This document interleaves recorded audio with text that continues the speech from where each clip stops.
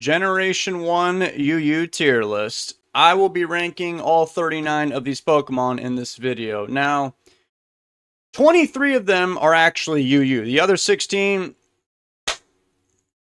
I don't know where they came from, but we're going to be talking about all 39 of them. So why did I choose these 39 specifically? It's because in the last month, when Generation 1 UU was in the ROA spotlight, these are all the Pokemon that saw at least 1% usage.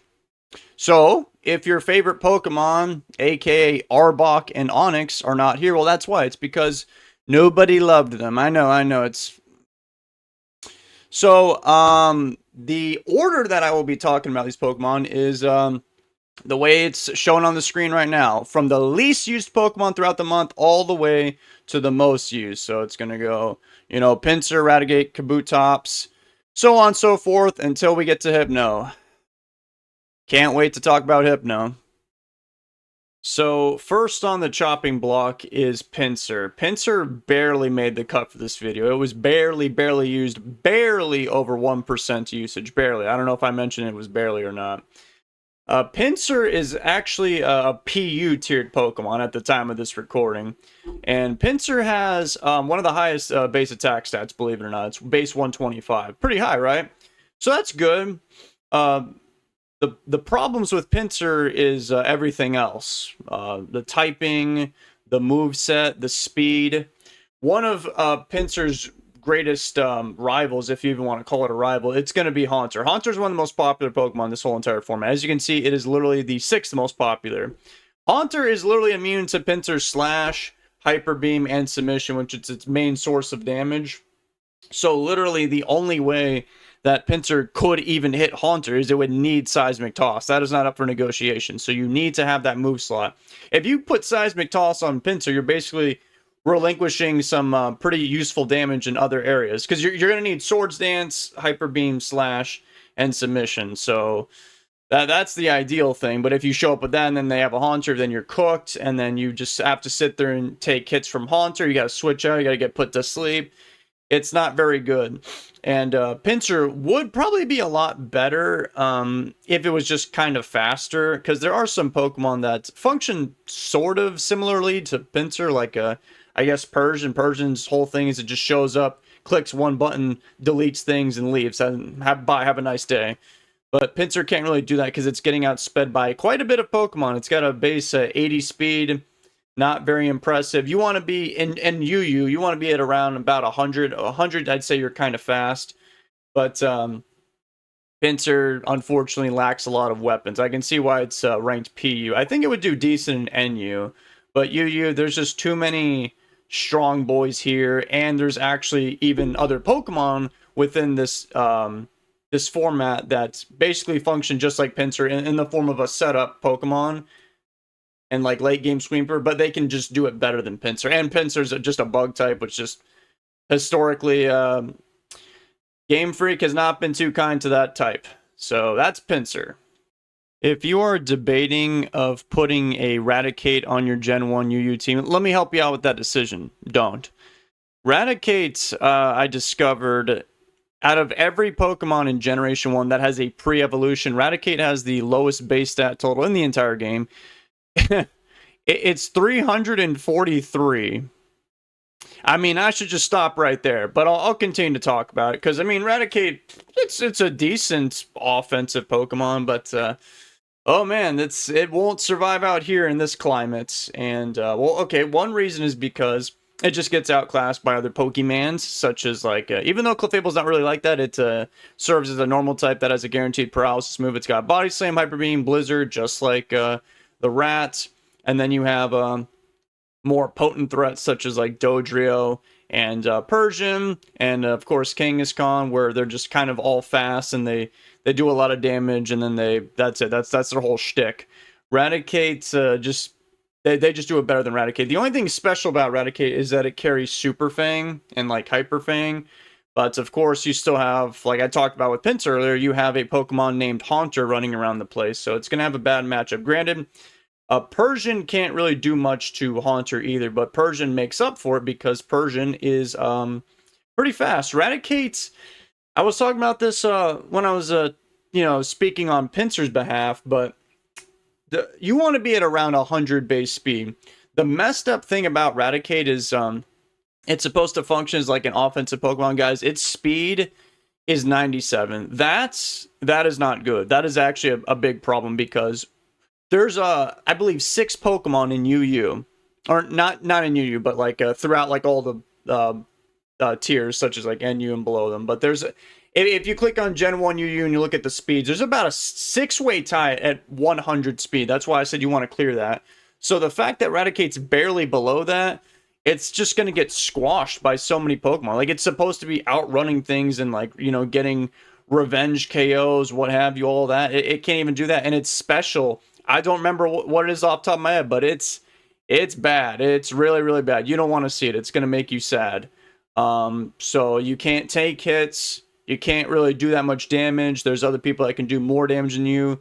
You're at a very awkward speed set. It's kind of like why Garchomp in Generation 4 was such a demon. Well, there's a lot of reasons why, but it had a base speed of 102, so it was able to clear that 100 base speed benchmark. But Raticate's just awkwardly right below it, and it's not taking anybody out in one shot, and you got better options. So I just by me scanning over all these Pokemon real quick, I suspect that Raticate will probably be in last place. By the way, I am ranking this tier list. I don't know if I mentioned this earlier. Like, it's all going to be ordered.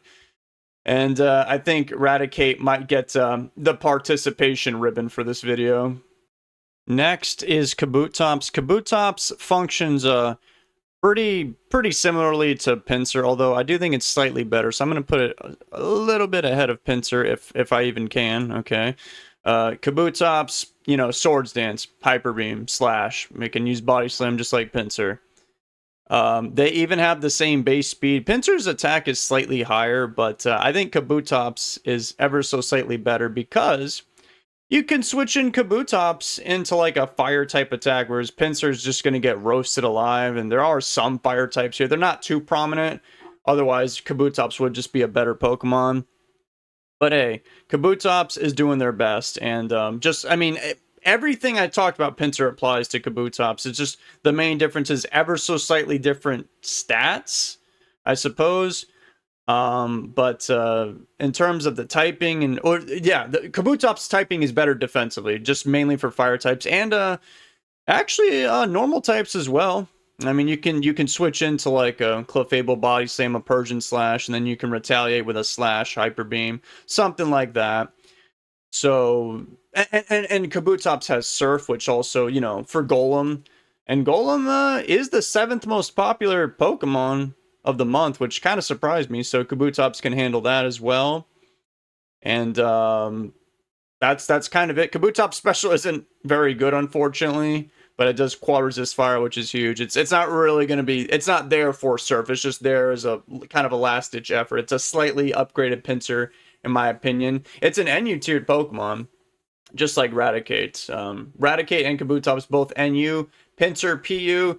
Oh, by the way, Raticate's special, I just checked, it was 50. That is not cash money. Next is Parasect. Now, Parasect is actually, out of all these Pokemon, it is the lowest tiered Pokemon out of all of them. It is the only one that is ZU. So this is, I guess, going to be an insanely crazy take. But I would actually put Parasect in C tier above these guys. Because literally just because of one reason. I think we all know why. It's because it is carrying Spore. It's the only Pokemon in the game that gets Spore. And Sleep is insanely overpowered in Generation 1. I mean, I've said this jokingly many times throughout my many Gen 1 battles. I say it as a joke, but I'm also kind of being serious. If you get put to sleep, that's practically a KO. And the fact that Parasect has a 100% accurate sleep move, I mean, what you would want to use Parasect for is, like, for example, if you want to use Victory Bell, which is a somewhat common sleep inducer in this format, if for whatever reason you just don't want to risk missing it all, then you can just use Parasect. Parasect has insanely bad typing, and it does very bad damage. Its like strongest stab moves are Leech Life and Mega Drain, so in other words, completely useless. So you would need like your moveset's going to be like Spore, obviously, most important thing. Stun Spore, so after you put somebody to sleep, you can catch the incoming Pokemon and paralyze them. And then you can have like Slash, Body Slam, and then Hyper Beam. So, I mean, it's technically on paper, in terms of spreading, status ailments, it's actually technically the best one in the whole format. It's just that it's Parasect. Parasect has terrible stats, and I already said the typing, like this dude cannot survive. But because that they are carrying a 100% guaranteed sleep thing and a stun spore that you can maybe catch the next Pokemon in, it'll, it's very good support, and it can help set up for somebody else to do something. Perhaps you're using, maybe you want to use Pinsir, and there you go. So you're going to need some support from other Pokemon to get that late game Pinsir sweep with all those Hyper Beam misses. And Parasect, look, in my opinion, if you can induce sleep in Generation 1, you are at the very worst, like lower mid tier of the pack. Like you can never really be bottom tier because you can always be slapped on for whatever reason. Like like some of these sleep inducers here, like they're not very good, but the fact that they can just practically KO a Pokemon, yeah, that's pretty good. So Parasect has a 100% guarantee. It's not the easiest to pull off because if they've got a Fire type or Dodrio, you're just going to get one shot and then you're going to be sad. A lot of these Pokemon have Blizzard, but Parasect can survive and attack. It's just that Parasect is still going to be worse than the rest of these guys because at least the rest of these guys can put somebody to sleep, paralyze people, actually contribute to the battle and do some real damage output. But Parasect is very, very, very slow. So that's kind of what really, really makes Parasect a sad panda, or in this case, a sad parasite thing with a mushroom on its back. A lot of people think Parasect is like the worst Generation 1 Pokemon. I don't think so. I think it's pretty bad, but, it can do that, and it can do it very good. And I do think in a vacuum, these Pokemon are just better than Parasect. But in terms of building a team to go play Generation 1 UU with, which is the point of this video, Parasect has a decent role, I think. That's the mushroom, dude. I don't know if I already said this or not, but some Pokemon in this format, they live to just try and put another Pokemon to sleep. So if they cannot fulfill that job, or if they just miss enough sleep powers or hypnosises, well, the whole entire Pokemon is basically forfeit.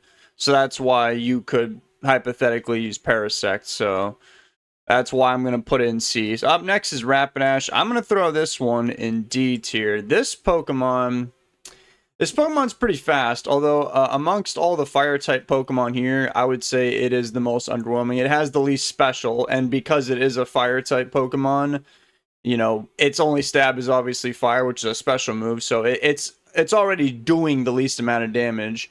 Its attack is not very insanely impressive. Its defense and HP along with its special make it the frailest fire-type.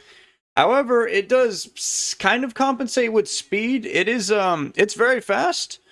It's one of the fastest in all of UU. By the way, Rapidash is ranked PUBL. It's the only Pokemon in that tier. I don't know how that happened, but it did.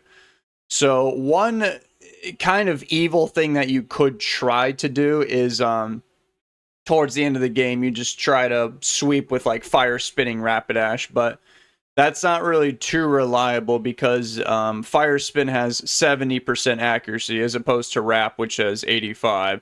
If it was more accurate, or if Rapidash was stronger, maybe we could throw it up higher because that kind of thing, Moltres, I would say, is the best one at doing it, as I'll talk more about it with Moltres when I get there. But to try and just win the game with this kind of frailer Pokemon, and you're banking on like Fire Spins always hitting, and your Fire Blasts aren't going to be doing that much damage, and if you want to be doing Body Slam, Hyper Beam, Fire Blast, Fire Spin, Flamethrower, whatever, you're better off probably picking one of the other fire types. Really, the only reason to pick Rapidash, if you really need it over the other ones, is simply because of the speed. And the fire type in general in Generation 1 is not really that good. It's not terrible. I mean, there was 15 types at the time, I believe, and I would say fire is around middle of the pack. So it's okay, but it's sort of like these guys down here. It's supposed to be kind of offensive, and it's not really outputting much damage. Dewgong finds itself in a rather unfortunate position. Dewgong is actually our first UU Pokemon in this video so far. So, ooh, and it's down here along with like these PU guys, PUBL. So how did that happen? Well, I saw Dewgong's usage. It was around 2%. Why is it so low, you may ask? Well, Dewgong itself is actually kind of decent because it has access to, it's a water ice type, which at the time in Gen 1 was actually pretty solid offensively and not too bad defensively because of things like fighting type being bad and rock being bad, that sort of thing. So the reason why it just can't really be better is it's one reason. It's actually quite simple. It is strictly almost 100% strictly outclassed by Lapras. There's already I already looked. There's 1, 2, 3, 4, 5, 6. Yeah, there's 8 total water types in this video out of the 39. And one of them, which just so happens to be the most popular one, it is just Dewgong, but way, way better. The base stats are high. It has way more HP. It even has more attack. The special is the same. The defense is the same. The only thing Dewgong has on Lapras is it has 10 more base speed. You're not outspeeding any significant Pokemon. I actually looked at the speed tiers, and one of the Pokemon that it falls between the base speed of Lapras and Dewgong is Charmander. So in case you need to ever outspeed Charmander for whatever reason, then you can put Dewgong on your team. But you know, if that's not the case, I would just slap a Lapras on it. The only reason, like in all seriousness, to run a Dewgong logically would just be you just love Lapras so much that you're like, you know what? I'll put a second Lapras on my team. That's kind of it. I mean, Dewgong gets Surf, Blizzard, Body Slam, Rest. That's kind of a usual moveset, give or take. Lapras learns all those moves, and Lapras learns Hydro Pump, and it learns Confuse Ray, and it learns Sing, and the big, really important one is Thunderbolt. That's what allows Lapras to beat the other water types. Dewgong doesn't really have that kind of fortunate privileges. It's just kind of a not so good Lapras. That's kind of it. I mean, even if Lapras didn't exist, Dewgong would kind of be rather middle of the pack anyway. But Lapras just older brothering and big brothering Dewgong is what kind of keeps it all the way down here. Although you could use it. It is decent.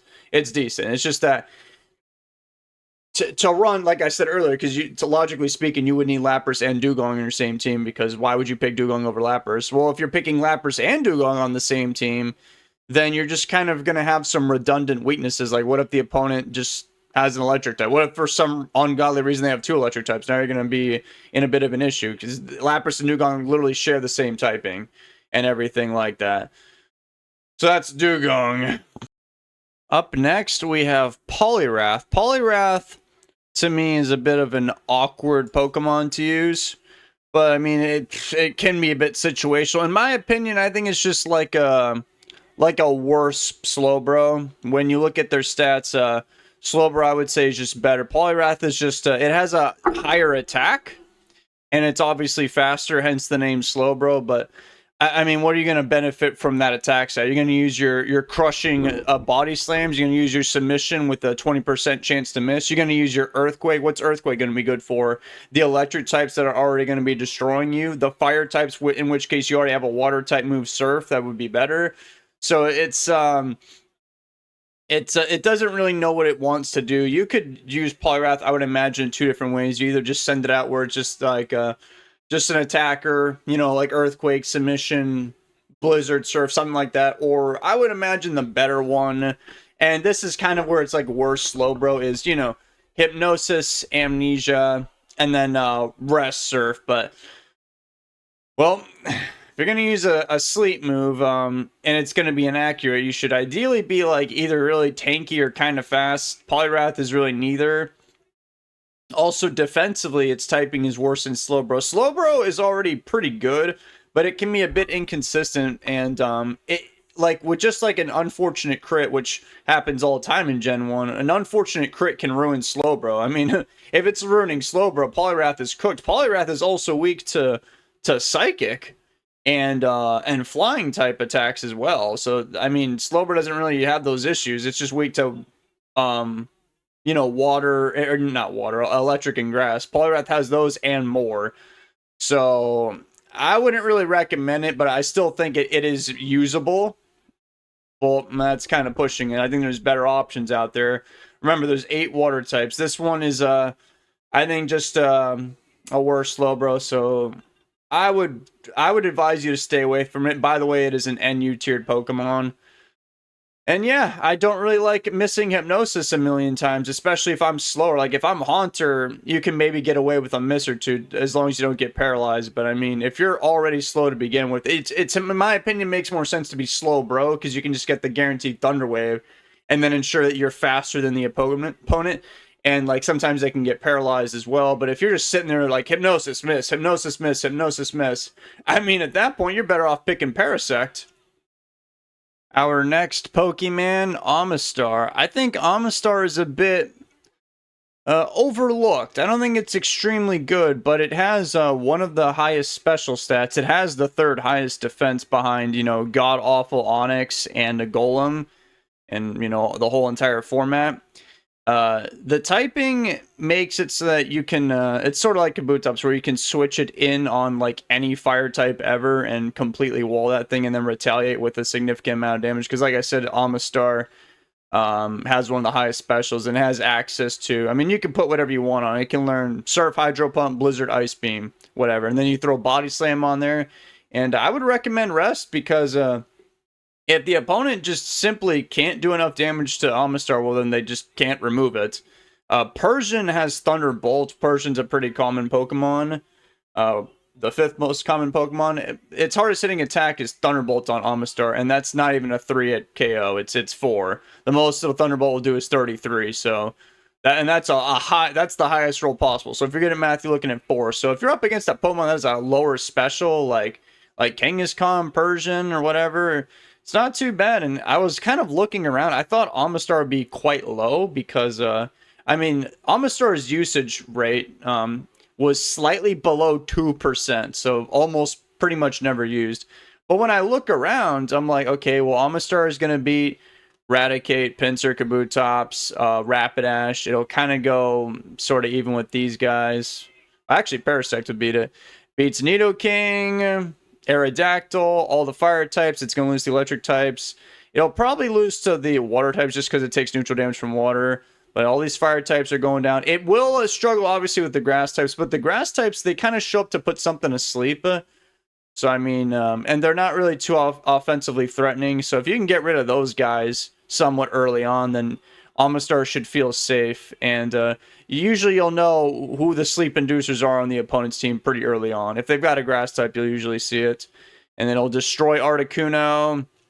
It'll one-shot Dragonite, or at least get close to it. It'll completely wall and destroy Dodrio. It'll, you know, get rid of Golem. So it has quite a bit of good matchups that I myself sort of overlooked.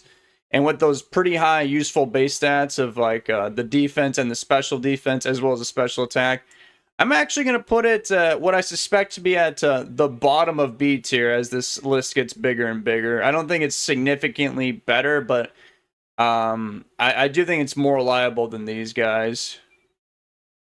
Yeah. I don't know if I mentioned this already, but Omastar is a UU tiered Pokemon. It was the 2nd least used one after Dewgong, but now we're going to talk about Nidoking. Nidoking is a PU tiered Pokemon, so one of the lowest tiered in this whole thing.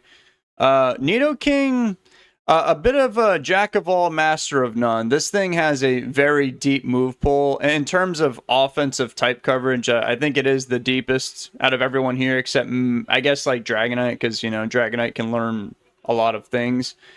But Nidoking might be able to learn more, give or take, and it does do pretty good damage because it has a move basically for every single Pokemon in this whole thing. Whether it's like a super effective, whatever, Blizzard, Thunderbolt, Surf, Fire Blast, it's got it all. It has Rock Slide for quadruple damage for like Moltres, Articuno, Charizard, and probably the one it's going to be sticking to, its most reliable one, is Earthquake. So it's pretty good. I'll put in C tier. You know, it's pretty good. It's just that another one of the main concerns that I think the biggest issue of why it's in PU is its stats are just kind of awkward. Remember I was talking about Raticate with that awkward speed stat? Well, Raticate had 37. Nidoking has 85. So it's even slower. So you're just going to get outsped a lot. And it has a lot of bad matchups. Remember the 8 water types. Nidoking's not really going to be able to beat them reliably. Even the ones that it should be kind of beating, like a fire type Pokemon, for example, they're going to go down swinging, and depending on, you know, hacks and things like that along the way, you could even die. But it is still good for electric types. Electric types are pretty good in UU, and you got 3 main ones that are, yeah, 3 main ones, I would say. Electrode, Electabuzz, and Raichu. So, Nidoking does good against all of them, but believe it or not, Nidoking actually cannot one-shot them with Earthquake. And then it'll just get outsped and done in by a Surf or whatever. And but I mean, it'll beat like the other ones, but not Raichu. So it's okay for that, but it's not even really great for that either. So it just kind of shows up and just does a super effective attack, and it may or may not die in the process. So I'll give it some credit for reliably putting out damage out there, but it's just gonna die too quickly for how theoretically useful it should be with all that super effective damage. Its special and attack aren't even that high either. And of course, if you're going to be offensive, you should probably be kind of fast. And Nidoking is not that fast, so it gets held back a little bit. Up next, we have the ever so popular fan favorite goated Chad Blastoise. However, I do think in UU competitively, this is out of all the water types, I think it is the most underwhelming one. Its stats are in fact very close to Poliwrath's. And I was thinking about, I'm like, what makes Blastoise different? Well, what sets it apart from all these other guys? And I couldn't think of anything. It has Earthquake, which is an interesting little gimmick, but I mean, Poliwrath does that too, and Poliwrath in fact does more damage. But Blastoise has more like defense, a little bit more defense than Poliwrath. Poliwrath had 95, Blastoise had 100, and Blastoise had a little bit more special than Poliwrath. But Poliwrath can put you to sleep and go for amnesia. So I wasn't comfortable with putting Blastoise on the same level as these guys, because this one has a stab Blizzard right here and is kind of tanky. But this one, it's just that Blastoise is very, very vanilla, and there's 7 other water types to compete with, and you don't want to run down your whole team with a bunch of water types. So you got to pick and choose the best ones, and I would put Blastoise at the end of that whole thing. It's, I mean, what? Surf, Hydro Pump, Blizzard, Body Slam, Earthquake, Rest. Like, come on. Like, there's a million other better things to do here. So, sorry. I'm sorry. Blastoise, by the way, was my first Pokemon. Well, technically Squirtle. Venomoth. Venomoth is an NU tiered Pokemon, and Venomoth is actually the second fastest sleep inducer in the whole format behind Haunter. It has a base 90 speed, and it carries sleep powder, so it's actually, technically, if you really want to do the math, it's the most reliable one, I suppose. Big air quotes around reliable, because Hypnosis is a 60, sleep powder 75, so it's a little bit slower than Haunter, but it's the fastest sleep powder Pokemon in the whole thing. I'm going to put it in C just because, well, one, obviously you can miss. And it does the same thing as Parasect, right? Spore, Stun Spore, and it kind of has almost the same issues as Parasect too.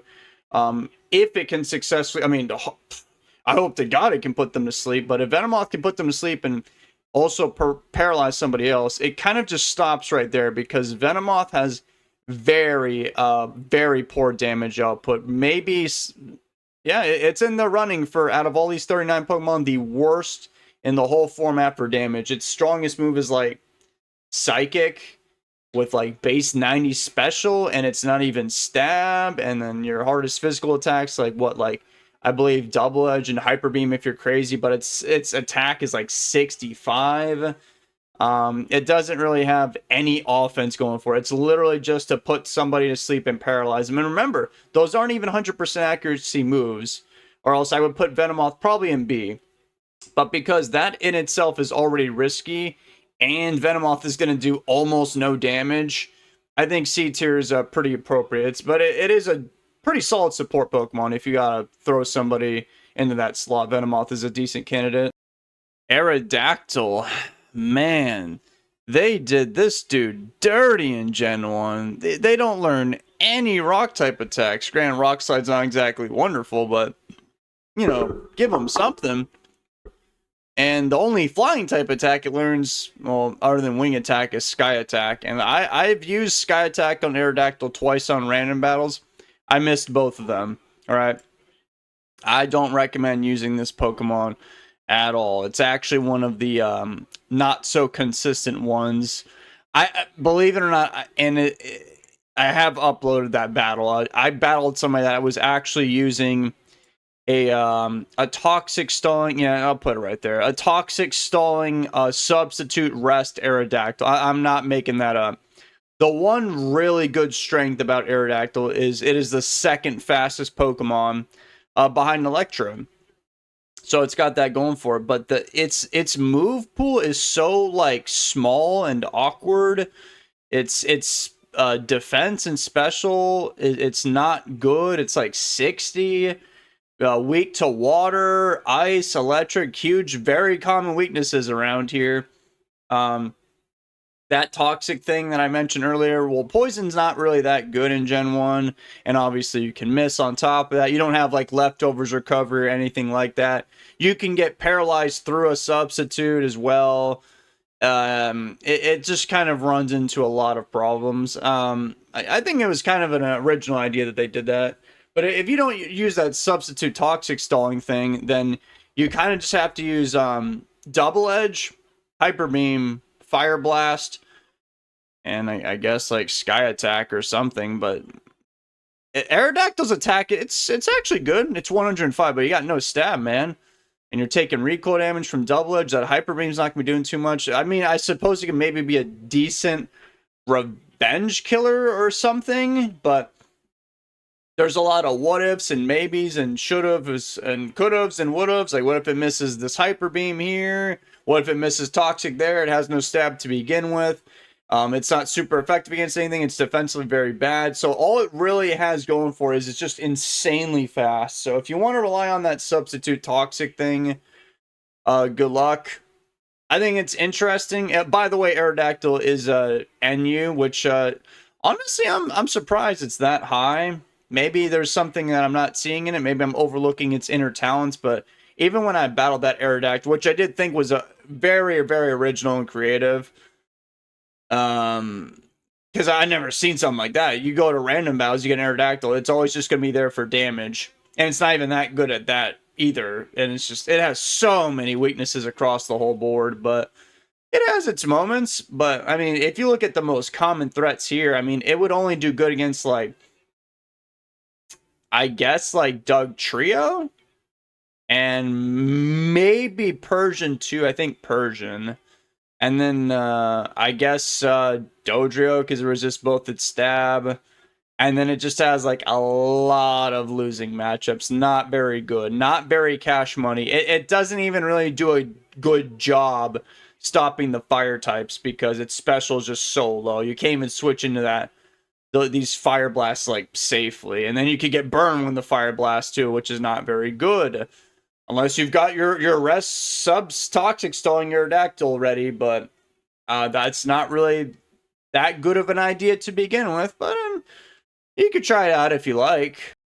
Now we have Arcanine. I didn't really know where I would throw them in, but upon further research, I discovered that their moveset and stats are like basically the same as Rapidash. I think the only noticeable difference I found between the two that's, noteworthy is Rapidash can learn Fire Spin, Arcanine cannot. But Arcanine has a higher defense, and it's a little more tankier. And it gets agility, just like Rapidash does. So, like, if you go for one agility with either one of these Pokemon, you're going to be outspeeding everything in the entire game. So if I'm going to go for an agility and outspeed everything in the entire game, I would rather be tankier. So there you go. You can do slightly more damage with like Body Slam or Hyper Beam if you want to do that stuff. But they're kind of doing the same thing. And I already talked about Rapidash. So I guess I would say Arcanine is ever so slightly better.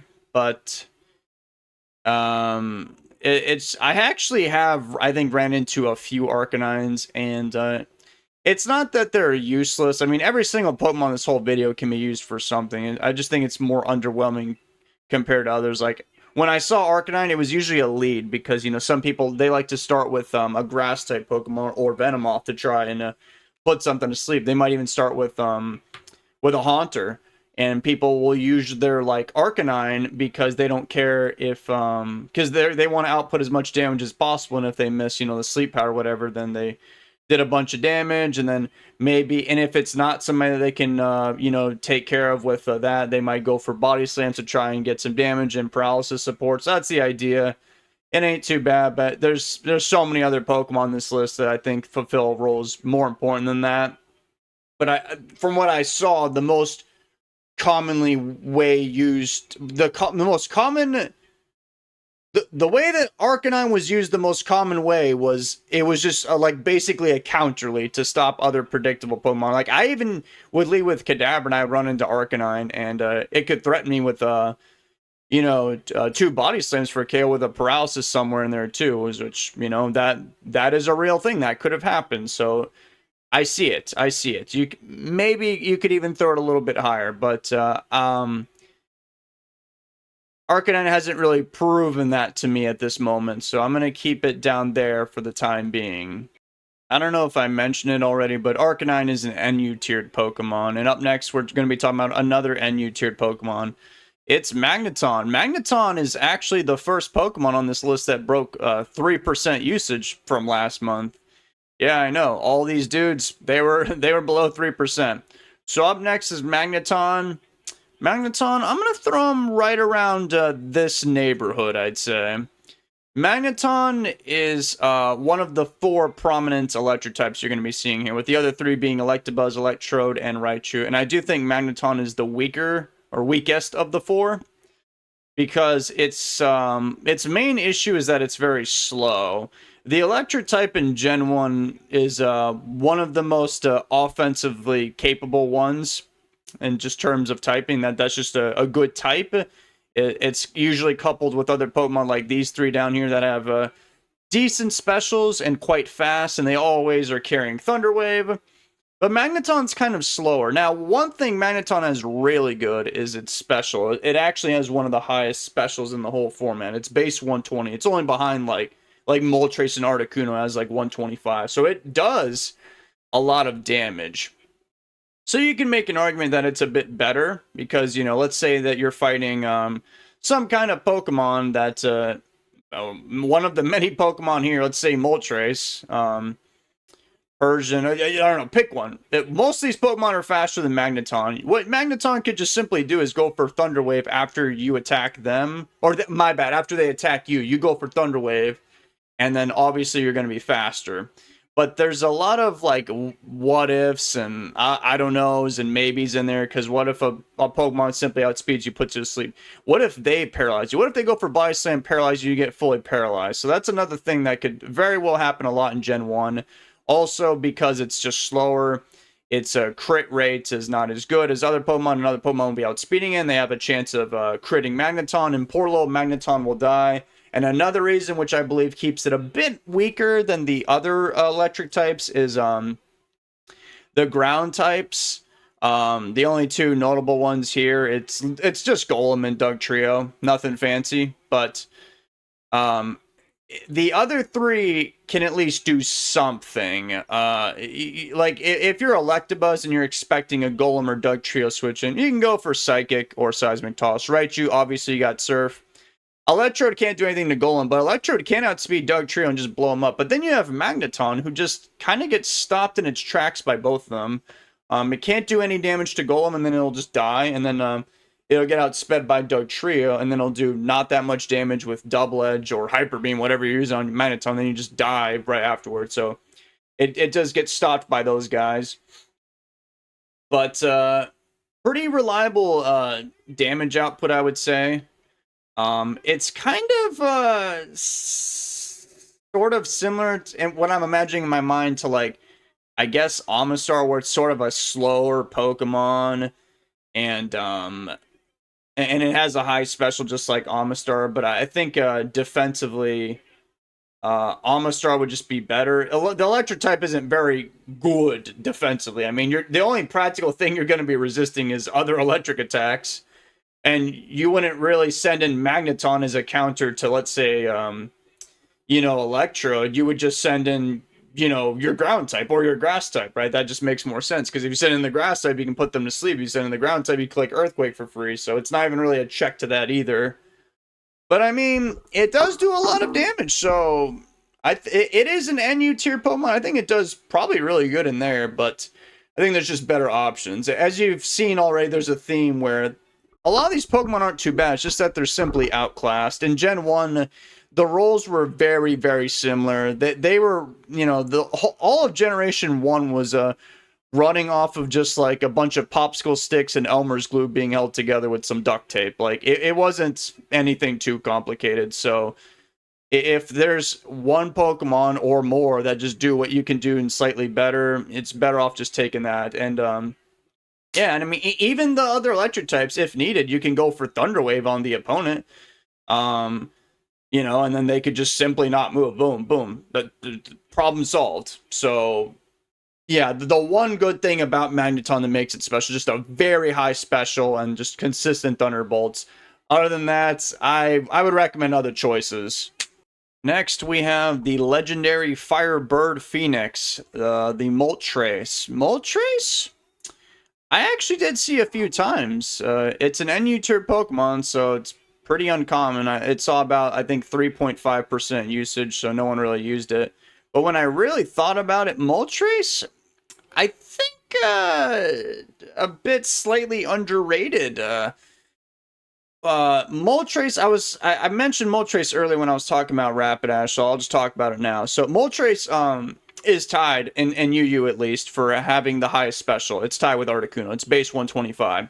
So in other words, its fire attacks, flamethrower, fire blast, even fire spin, they are the strongest fire blasts, flamethrowers, and fire spins in the entire game, right? And it has a pretty decent attack stat too, and it learns a double edge and hyper beam. So what you can do, and some people try this, it doesn't really work out, but I see the vision here. They go for agility, right?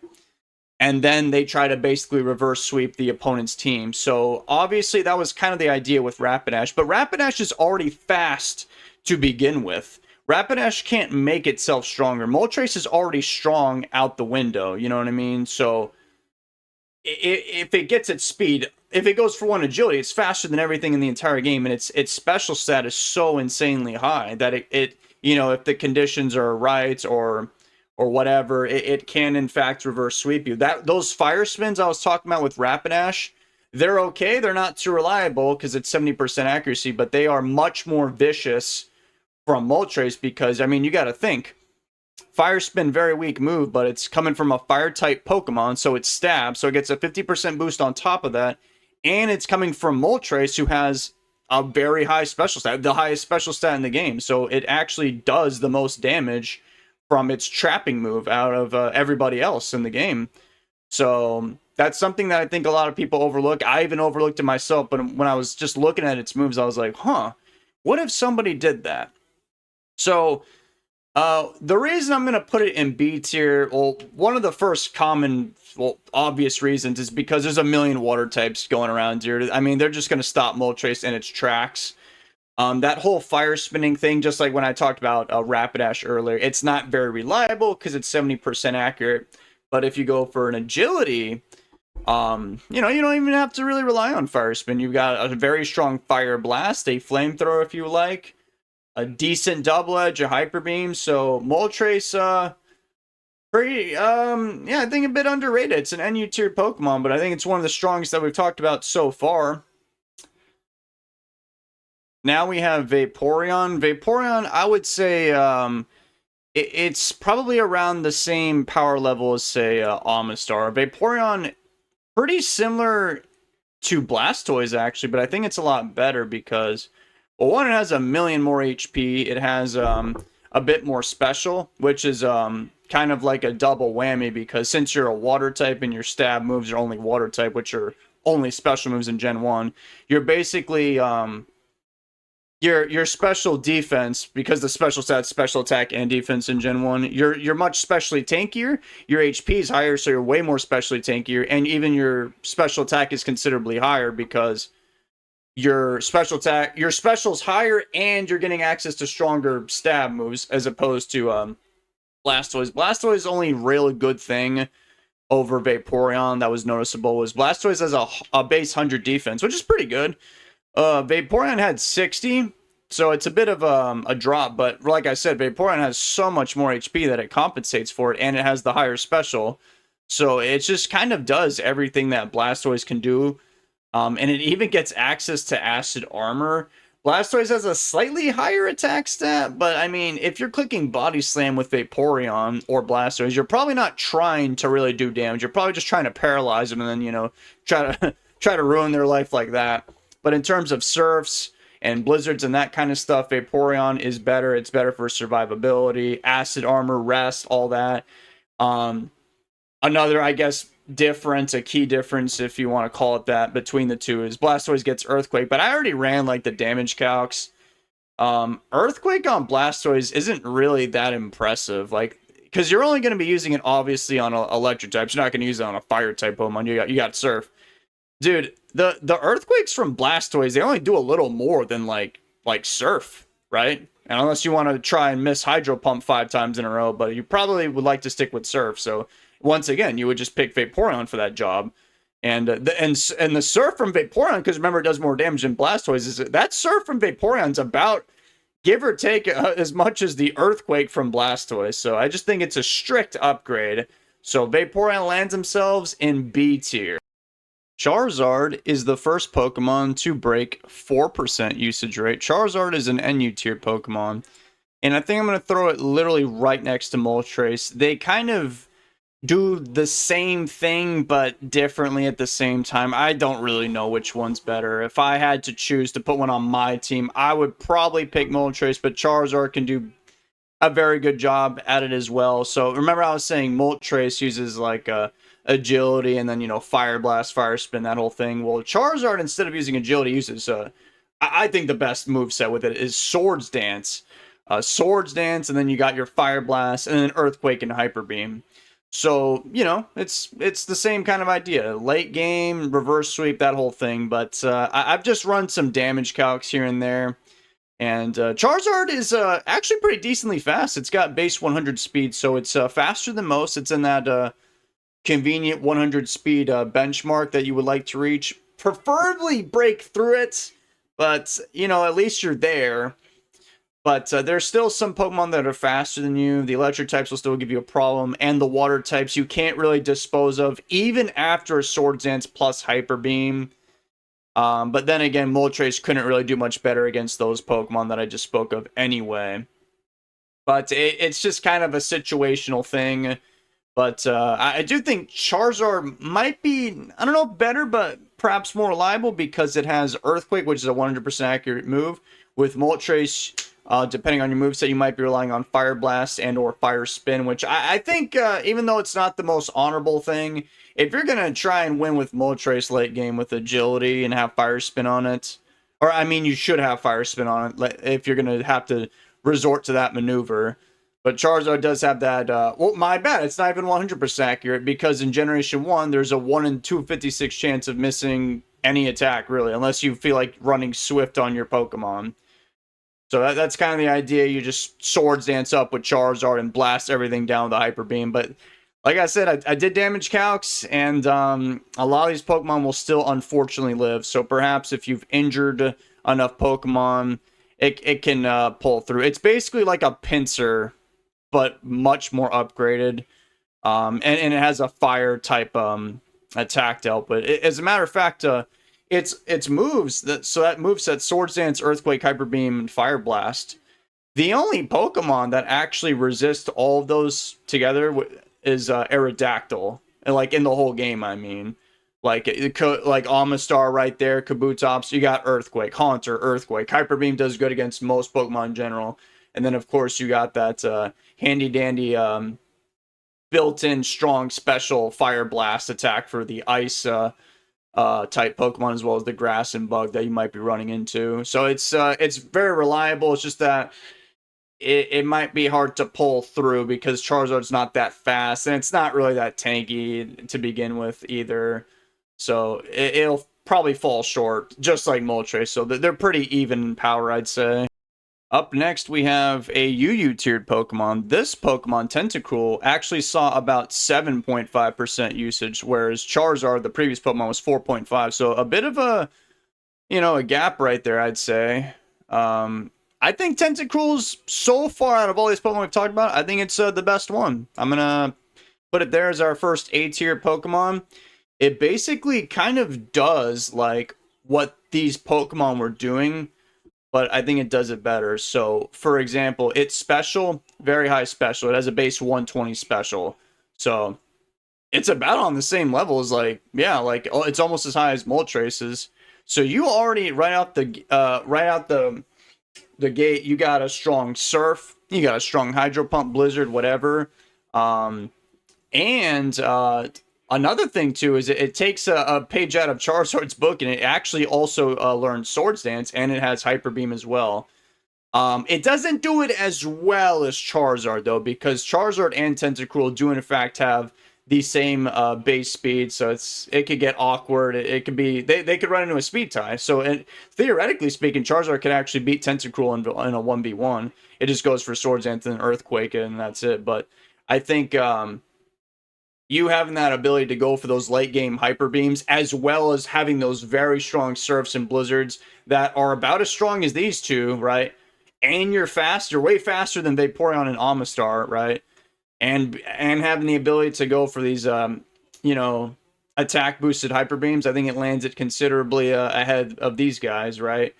I would say the thing that really kind of messes it up and makes it even, I would say, worse than these two water types is its typing. It has a poison type, so you're weak to psychic, and a couple of the strongest ones are psychic, like Kadabra and Hypno. There's actually not too many psychic types. It's just those two and then Slowbro, but Slowbro just usually runs Surf. And then you got the ground weakness, which isn't a problem for Golem, but it is a problem for Dugtrio. You get outran by that guy, but you can one-shot them with a Surf, which is pretty nice. And I actually did use Tentacruel myself, and I thought it was all right. I switched it off the team just because, I think there is other better Pokemon out there. But it's definitely pretty strong, pretty strong. It's fast, strong, it can set up. Not too bad, Tentacruel, not too bad. Up next, we have the majestic and beautiful Ninetales. Ninetales is actually, if you didn't know this, it's the only Fire-type Pokemon in UU. In other words, it's actually considered to be the best Fire type in the whole entire game. Do I agree with that? Debatable. I think it's about the same level as Moltres and Charizard. It's kind of whatever you want to try and do with this thing. So I was wondering to myself, why is Ninetales so good? Why is it the only one UU? And I think I found out why. It's because it has the base 100 speed, as we've talked about a few times already. So that's very good to have. And it has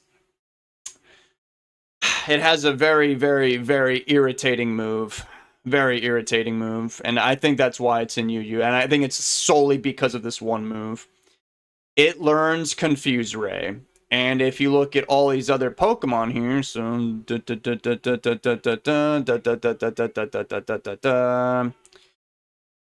Ninetales is the fastest Pokemon in the game that has Confuse Ray, right? Because, I guess Aerodactyl has Supersonic. We're talking about a 100% accurate, confusing, inducing move.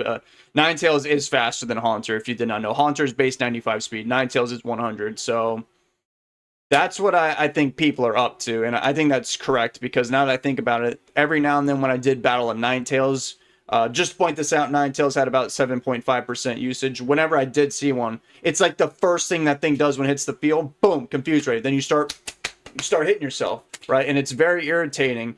And it's not really an answer to them, but it is faster than like all the water types. I mean, speed ties with Tentacruel. Most of the water types are a bit slower and bulkier and tankier, so it can kind of not guaranteed, but it can theoretically defeat them. It's got just a lot of vanilla fire type stuff, you know, body slam, flamethrower, fire blast, whatever, that kind of thing.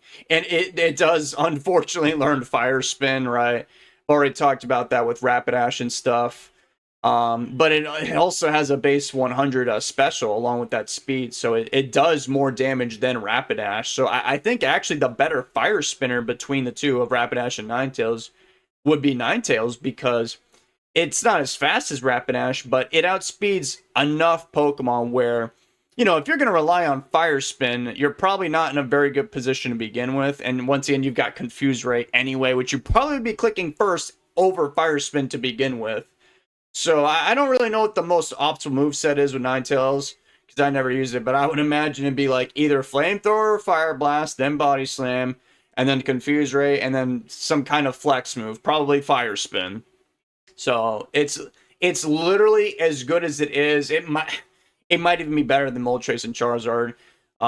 It's because of Confuse Ray, but that's like it.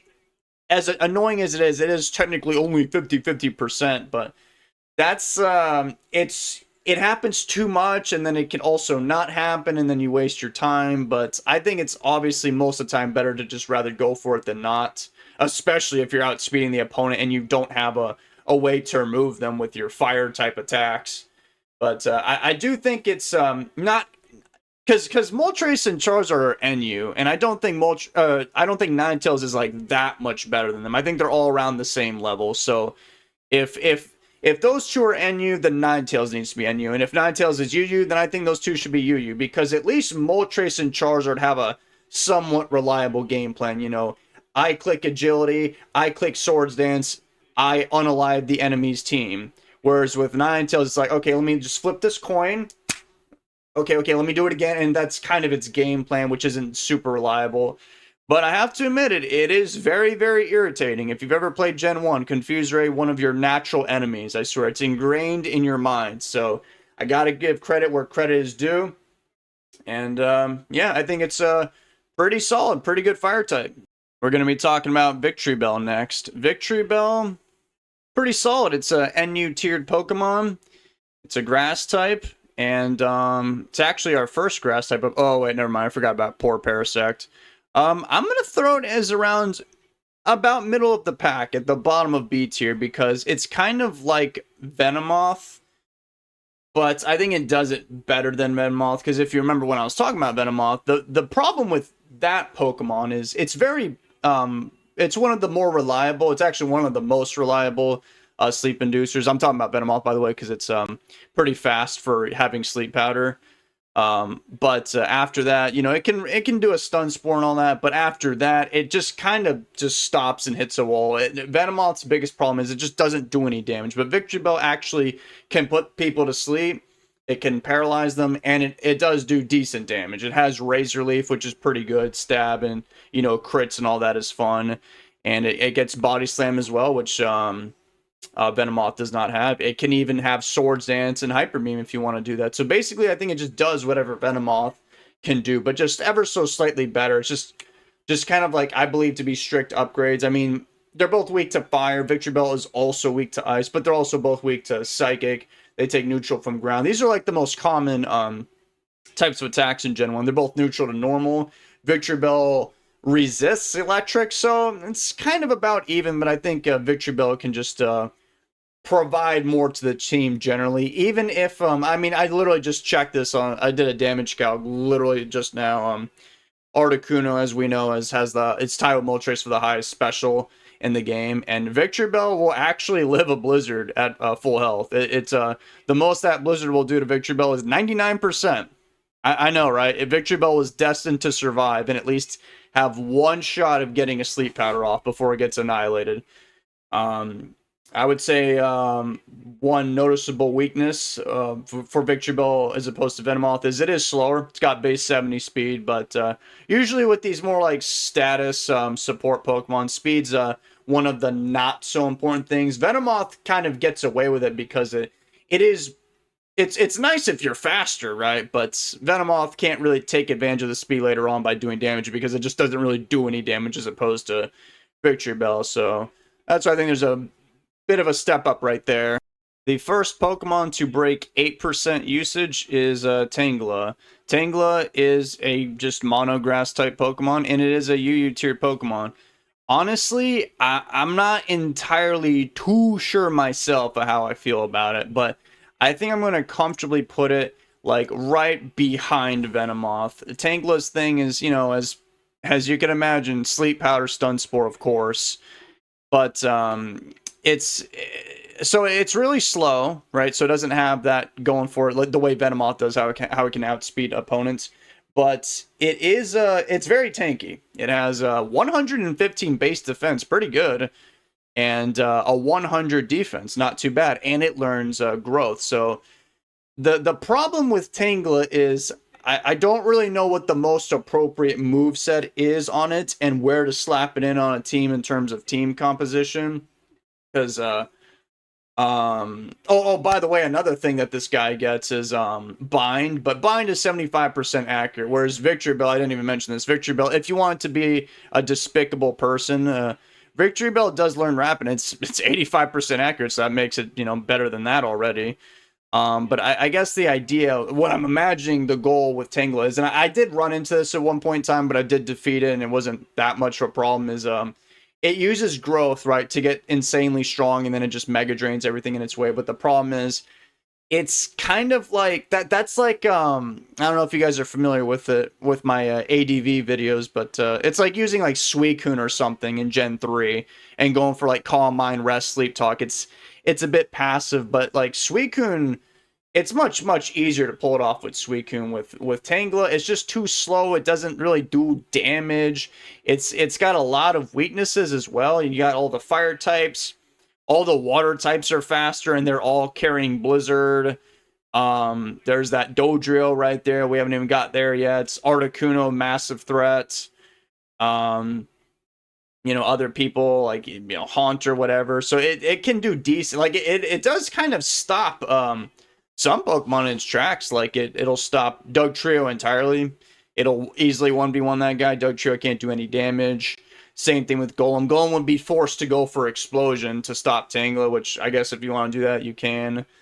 But there's just it's kind of it kind of needs to show up in the right place at the right time for things to go correctly, and things may not necessarily go correctly, but I think they could. But I don't know. I mean, I did some damage calcs as well, and even if this thing gets enough like special boosts from growth, it's not really going to be threatening to a Pokemon such as Articuno, who already has a naturally high base special of 125. Like maybe you can crush somebody like Persian or something if they, you know, if you allow the Tangela to set up, but I'm not entirely sure. Maybe it could be a bit higher. Maybe I'm sleeping on it, because Victory Bell is NU and Tangela is UU, so maybe it's supposed to be like that for a reason. But when I ran into Victory Bells and Tangelas on my opponent's team, I did find Victory Bell to be more consistently threatening, because it had access to a stab Razor Leaf. It has the same special, by the way, as Tangela.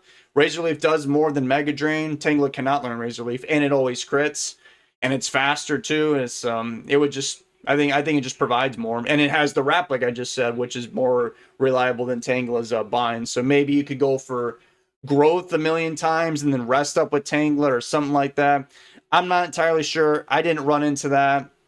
If you want to be brave enough to try that out and let me know, well then let me know. But I fortunately didn't face anything that menacing, but that's kind of where I imagine Tangela would be. All right, ladies and gentlemen, we are about halfway there. We've got Clefable up next, and Clefable reached a usage rate of 10%. It was the first one to break 10%. And Clefable, I think, is pretty solid. By the way, think about that for a second. We're halfway through this list of 39, and halfway is finally when we broke through 10% usage, right? I mean, this is like the old saying, the rich get richer and the poor get poorer, right? So as we get higher, some of these Pokemon higher up here just completely invalidate the lower ones. Clefable, though, I don't think gets completely invalidated, though, thankfully. It's pretty solid. It kind of reminds me of like a Nidoking, where it's a decent Jack of all. I think it does it a little bit better because it has, a stab Body Slam and has a stab Hyper Beam if needed. It's got Blizzard, Thunderbolt as its main special moves, and that's, you know, you got the good Bolt Beam coverage, and most importantly, it has a Thunder Wave, and you can put Sing on it if you like, and it has it is a mono normal type, so at this point in time in Gen 1, that's one of the best defensive types. I mean, if you couldn't notice, there's 0 fighting type Pokemon on this entire format because, well, that's a talk for another day, but long story short, fighting types were not... Game Freak did not bless them. They thought that they were balancing the game, but man, oh man, like... imagine Hitmonchan fighting Mewtwo. But anyway, back to Clefable. Yeah, pretty solid. Just it's a decent pivot. You can kind of switch it into a lot of different Pokemon, and then you can reliably put a lot of Pokemon to not to... Well, yeah, you can put them to sleep as well if you like.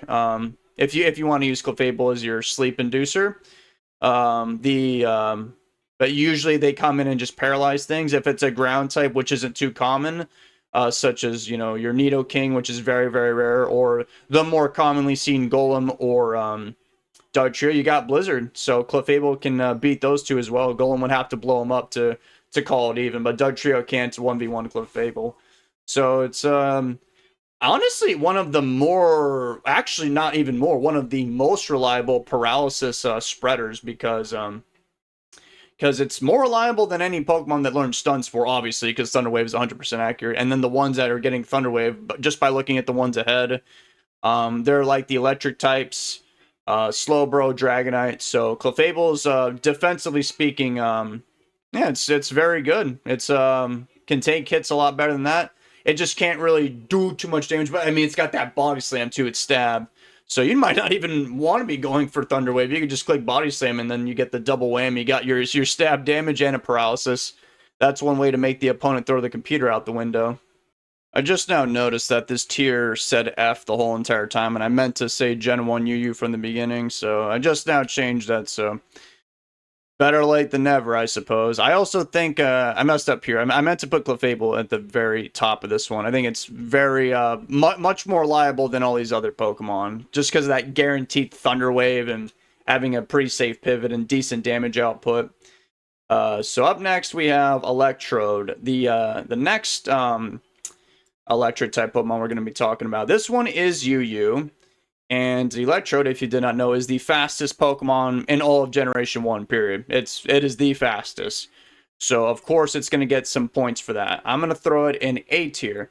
It's, the problems that Magneton had, Electrode is, it's basically the inverse relationship to Magneton. Its special is not very impressive, but its speed is very high, and it does carry the explosion, which is useful because Dugtrio is very popular. It's the 4th most popular Pokemon. So if they send in Dugtrio, you can just outspeed them and blow them up. You know, whereas Magneton, you cannot do that. And, you know, just being faster than everything pretty much means, in other words, you get a guaranteed explosion on everything unless you're paralyzed. The only real counters to an explosion that I could think of, like reliable counters, is 1 Golem and 2 Haunter, which are fairly common Pokemon. So I think that kind of prevents Electro from going a bit crazy, but the explosion on Dugtrio is pretty nice, and just having a, you know, these fast, speedy Thunderbolts coming out is nice. And remember, in Generation 1, the crit ratio is based off your speed, so Electro being the fastest Pokemon, you know, it has the highest crit ratio, so that's kind of a dumb thing to bring up, but I have to bring up, because each individual percentage point going towards your crit rate, I think matters a lot, because that could change the whole entire game. So you having a naturally built-in focus energy, pretty much, that's going to help you. Its moveset's nothing crazy fancy. I mean, you just have a Thunderbolt, yeah, Thunder Wave, Explosion. The last move could be Thunder. You could have Takedown. Nothing really crazy. It's kind of the main thing. You just click Thunder Wave, Thunderbolt, and then boom whenever you need to. Pretty straightforward. One of the simplest Pokemon to use. So I actually just checked it, and remember how throughout this video I've been saying 100 speed's like pretty fast, like Tentacruel for example. If you have 100 speed in Gen 1, your crit rate is 19.5. That's pretty good, I think. That's quite high. It's, you know, 1 out of 5 times you're going to get a crit. Well, Electrode's is actually 27.3. That is significantly more for such a, game-changing mechanic. I mean, you doing double damage from crits all the time. That's kind of why I think Electrode is like significantly better than Magneton, because Magneton's damage output is more consistent, but like it's kind of a dumb thing. But Electrode being so fast, I mean, 27% of the time you're getting crits, like you can't really argue that. Like that is, its special isn't as high as Magneton's, but it feels like it is around the same level because of all the crits.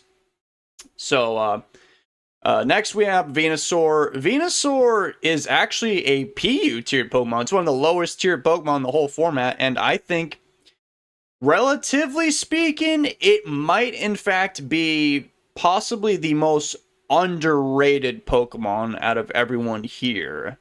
I'm going to put them right behind Victory Bell. I was thinking about putting them in front, but I personally did actually use Venusaur. I'm not just, talking. Like, I actually backed this up with actions because I thought it was a decent Pokemon. Okay, so long story short, everything I said about Victory Bell applies to Venusaur, except Venusaur does not learn Stun Spore, right? So it gets Body Slam, but Victory Bell also gets Body Slam, and Victory Bell's attack is higher. So Venusaur is basically like, it's a little tankier. They have the same special, but Venusaur is actually slightly faster. So my thought process is, well, I mean, if I'm trying to put somebody to sleep, I want them to be as fast as possible. So that's why I chose Venusaur over Victory Bell. Venusaur's speed is 80, Victory Bell's is 70, but I just checked now on Showdown, and there's no real significant Pokemon that speed gap right there between 70 and 80. There's nothing really that warrants having Venusaur over Victory Bell. Victory Bell you're probably better off having because of the higher base attack, so you could go for Swords Dance and then Body Slam Hyper Beam, which is the same thing Venusaur can do, but your base attack is so much higher right off the rip, and they have the same typing and everything. So I thought Venusaur was better, and I never used Victory Bell, but I do think it's probably a little bit better than Venusaur. But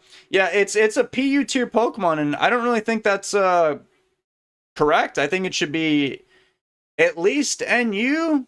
You might be pushing it because you've got, Victory Bell's NU. Victory Bell's not even UU, so but I do think it's around NU tiered. It's probably PU because people just find Victory Bell to be objectively better, like in all aspects. So why would you ever use Venusaur? It's kind of like what I was talking about with Dewgong earlier, where there's just one Pokemon by the name of Lapras that can just do what you can do but better.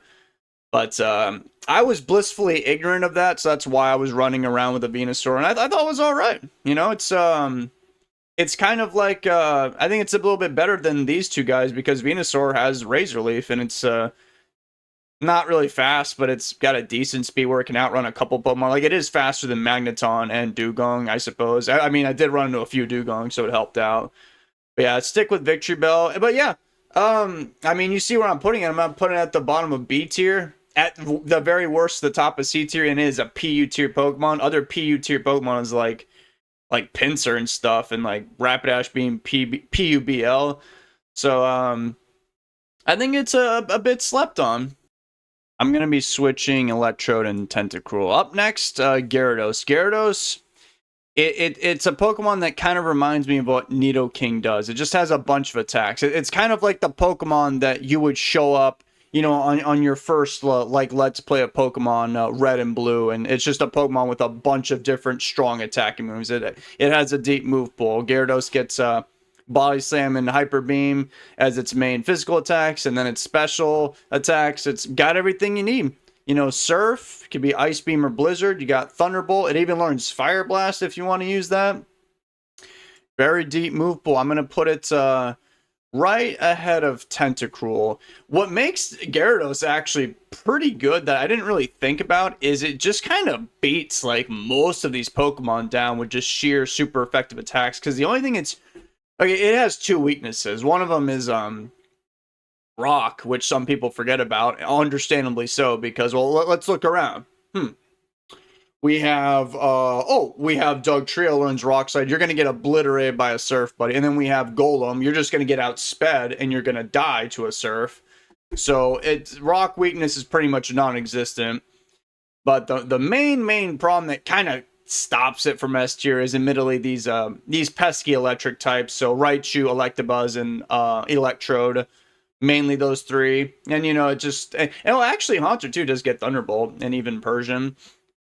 So, but what makes Gyarados pretty strong, and I didn't really think about it until I was looking at this, but it has such a deep move pool and pretty good base stats, and because most of these Pokemon don't have electric type attacks, it's kind of free to just go rampant with damage. Whereas Nidoking earlier, it's weak to, you know, water, very common, ice, super common, psychic, ground. Like Gyarados doesn't have any of those problems, so it kind of just gets away with what Nidoking could not, and Gyarados, I would say, has even better stats.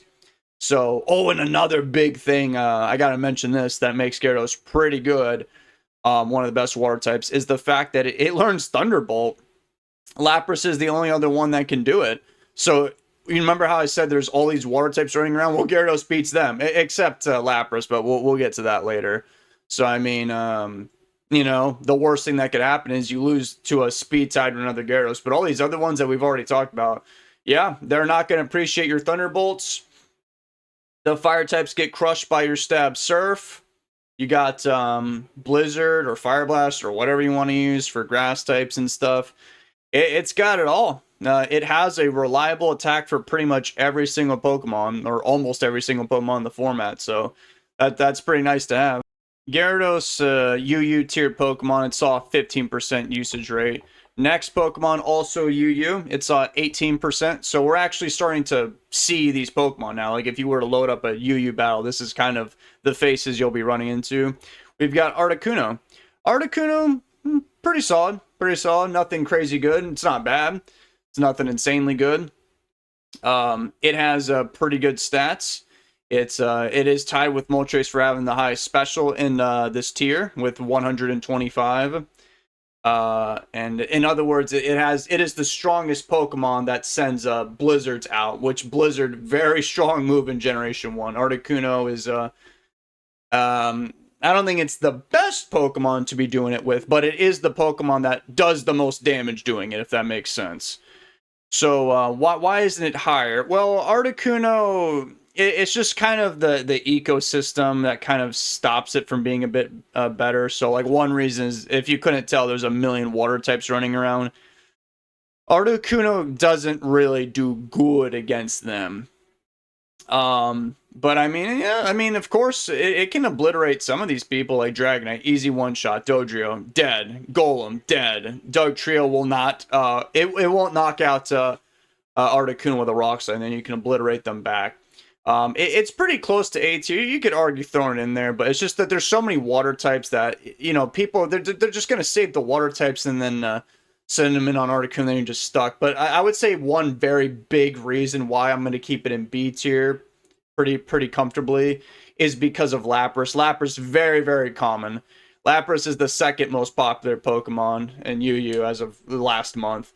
I mean, Articuno can't do anything to Lapras, and Lapras can even, like, go for Confuse Ray, Thunderbolt, Surf, anything it wants on you, Sing. It can rest on Articuno, so you just get completely hard-walled by a very, very common Pokemon. That is not good. But I do think it's a bit higher than these guys, because it's it's consistent damage output. Ice, very good. Well, Ice, pretty good offensively, I'd say. One of the better ones. And I do think it's better than Moltres. It's kind of a dumb reason, but I have to throw this out. The fact that Articuno is always using Ice Beam and Blizzard, obviously, well, you could eventually freeze somebody. I know it's a really dumb thing to consider, but it's one of the few Pokemon out here that are actually using Ice Beam, because most of these Pokemon would rather just have Blizzard in their moveset, because Blizzard is just a bit overpowered. But if Articuno can get a KO without worrying about missing, it's going to click Ice Beam. And if you want to switch on the Ice Beam, well, then it's going to connect. And it's, because it's just using Ice Beam and Blizzard, it's one of the Pokemon that's is probably going to be getting the most freezes, obviously. And if you get frozen, you die. So that's Articuno.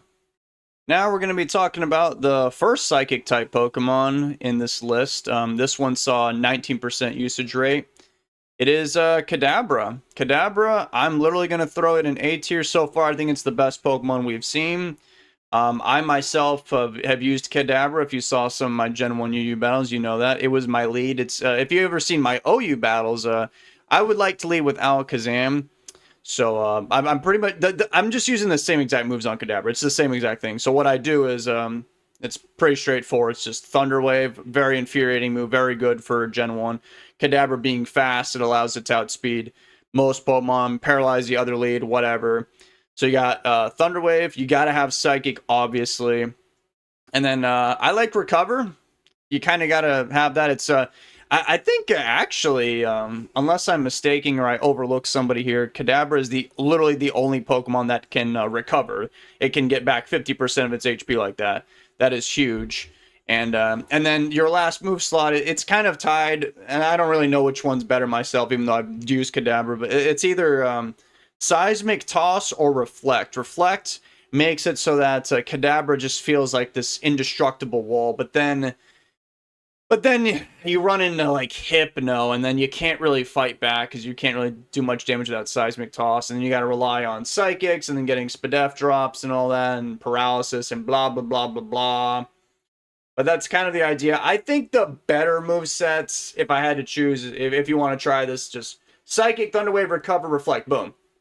You might have some issues along the way. But that's kind of it. It's very straightforward. It's like it's a support Pokemon. It's a fast Pokemon. It's a damage dealer. It can be a revenge killer. It fulfills a good amount of roles. It's a psychic type Pokemon, so very good offensively and defensively. Really, its greatest weakness is its physical side. It is defensively very frail. It doesn't have much HP. Its defense stat is one of the lowest. It might even be the lowest out of everybody in this whole thing. That's what kind of keeps Kadabra from going crazy. And a lot of these Pokemon obviously are carrying Body Slam. So if you get hit with a Body Slam, it's going to do a lot of damage no matter what. You get paralyzed on top of that, that's not good. A lot of these Pokemon can just paralyze you anyway. If Kadabra gets paralyzed, that's not really good. Unless you're using Rest on Kadabra to cure it. But then Gen 1 is weird. If you go for Rest and then you wake up, unless you switch out, you actually keep the speed drop if you didn't know that. So that is a bit of an inconvenience. So I think it's better to run Recover over Rest. The better Rest Pokemon would be Hypno. Don't worry, we're getting to Hypno eventually. But yeah, Kadabra, I did use it a lot. I thought it would actually have higher usage rate, but I guess it's because of that monster Hypno on the loose where, in a way, yeah, I guess Hypno does just outclass Kadabra, unfortunately. It's a messed up world we live in. Yeah, I just checked. Kadabra's base HP 40, base defense 30. I mean, you could sneeze on that thing and send it flying down the street.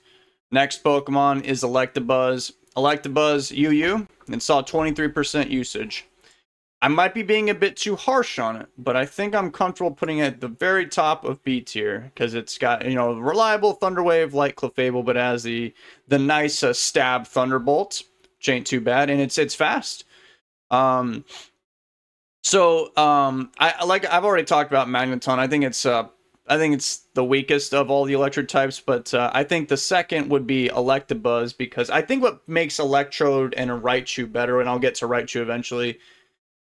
They all have Thunderbolt. They all have Thunder Wave, right? And then they have like some flexible moves in between. When you look at their stats, Electabuzz and Raichu are actually pretty similar.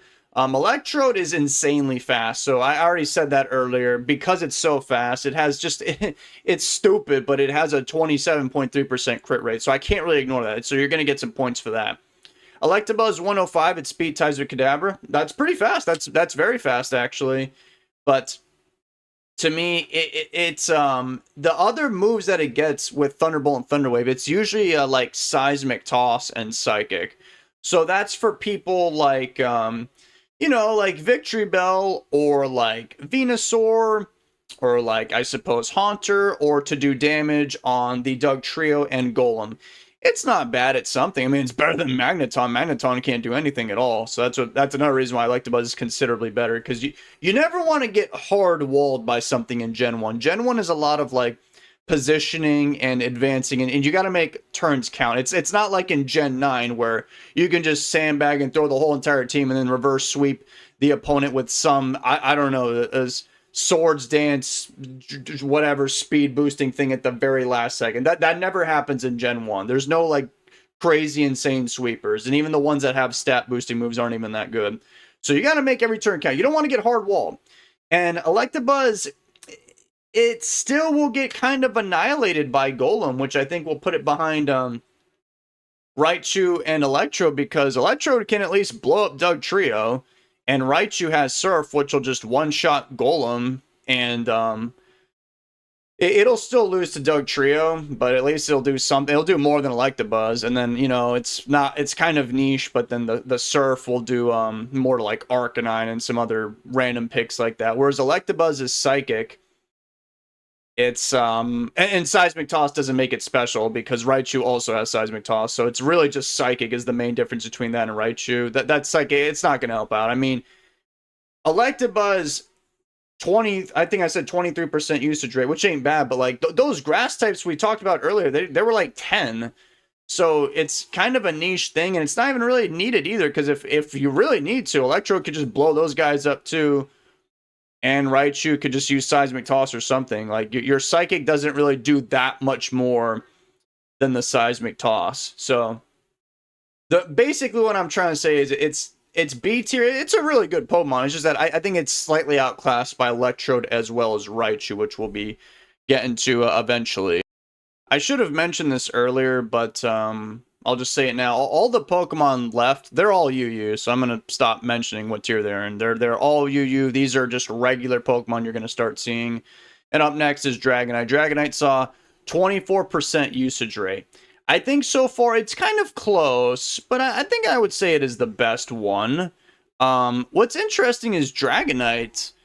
I've actually seen that Pokemon a few times in OU, but I haven't seen like any of these other Pokemon really ever in OU. And I was kind of wondering why. And I think it's because there's just a bunch of Pokemon that have Blizzard, particularly, you know, the water types and stuff. So that's why Dragonite, it doesn't do like a lot better in OU, but it has a better shot at survival usually, because Blizzard isn't as common as it. I mean, look at this. Like, it's just look at all these water types. And Lapras being the second most common one is not very good for business. But what's funny is if you look at these, all these Pokemon other than Lapras, Dragonite does do pretty good. And it's Dragon Flying. It's not too bad defensively. I mean, you got that that pesky quad weakness to ice, and then you got a not so important weakness to rock, and that's kind of it. You take neutral from electric, whatever, but you resist water, you resist fire, and you resist grass, which isn't really, and it sounds kind of better than it is, because you might resist water, but all the water types, they have Blizzard anyway, so it's not that big of a deal. But you do have decent matchups. You can beat up the electric types, the fire types, grass types, most of these Pokemon, and Dragonite's kind of similar to Clefable, but I think it's just stronger. It kind of does almost the same thing. It has you know, Thunder Wave, it's got Hyper Beam, Body Slam, Thunderbolt, Blizzard. Although I do think one thing that kind of sets them apart is Dragonite has Wrap, which I really hate that, but I have to mention that. If you couldn't tell, I've hated mentioning that so far. Just weird, goofy things, like how Electrode has this insane high crit rate. I have to mention that with Dragonite. It's not a super reliable strategy, but that's literally what they bring to OU whenever I fought them. My longest Gen 1 OU battle that I've recorded on this channel, I mean, check my playlist. It's there. It's literally a Dragonite using Wrap. It was like, I don't remember how long it is, but the dude went for like, Gen 1 it has this crazy weird mechanic. Maybe some of you guys have seen my short on it, but it's, I don't even remember how they word it, but you can actually go into the negatives with PowerPoints with Wrap somehow. I still don't even really know how that makes sense, but because of Dragonite having Wrap, that's what makes it significantly better than Claydol. Or yeah, Claydol. Oh my god. Clefable. So, and Wrap has 85% accuracy. Like, Tangela has Bind, which is 75. These guys got Fire Spin, which is 70. But 85, I mean, that racks up. And Dragonite does have a very high base 134 attack stat, so it does do quite a considerable amount of damage. So pretty foul, pretty disgusting. But I mean, it's the truth. Somebody could absolutely show up and just ruin your day. So that's why I think it's important to have paralysis spreaders and UU and obviously OU as well. Because, I mean, if this guy shows up and they just paralyze you, you're just kind of stuck. You know what I mean? The only answer around it would be like Haunter. Because if you have like Golem who can't get paralyzed or Dodrio, well, I mean, guess what? Dragonite has Blizzard. So it's very good at ruining your day. It's kind of hit or miss. Sometimes it feels like it's the most annoying Pokemon. Sometimes it feels like it's super weak because you just one-shot it with Blizzard. I'm gonna put it in A tier as a happy middle ground. You know what I mean? Our next Pokemon, Dodrio, had 25% usage rate, and I gotta admit, I'm gonna come clean with you people. I was planning on putting it towards like the top of B tier, but I just did some damage calculations. And I must say, I was very impressed with what Dodrio was capable of. I didn't think it could do it, but I'm not exactly too sure about it myself, but it's for sure. I know I'm putting in A tier. For now, I'm going to leave it at the bottom of it, though, because it is significantly better than what I thought it was being in B tier. So I didn't know this, but listen to this, guys. Dodrio with a Body Slam and Hyper Beam can eliminate Hypno. Dodrio can actually 1v1 Kangaskhan. Dodrio, in most situations, will 1v1 Dugtrio. Dodrio, it's kind of a toss-up. Persian will usually get the best of it, but it can beat that one too. Dodrio 1v1's Haunter. Now, Dodrio gets hard-walled by Golem, but Dodrio can beat Raichu as well, along with, you know, a bunch of other these not-so-powerful Pokemon. So it actually has a good matchup. Or at least does decently well against a good chunk of them. I mean, it gets obliterated by Golem, and it gets one-shot by Lapras, and that's a very common Pokemon.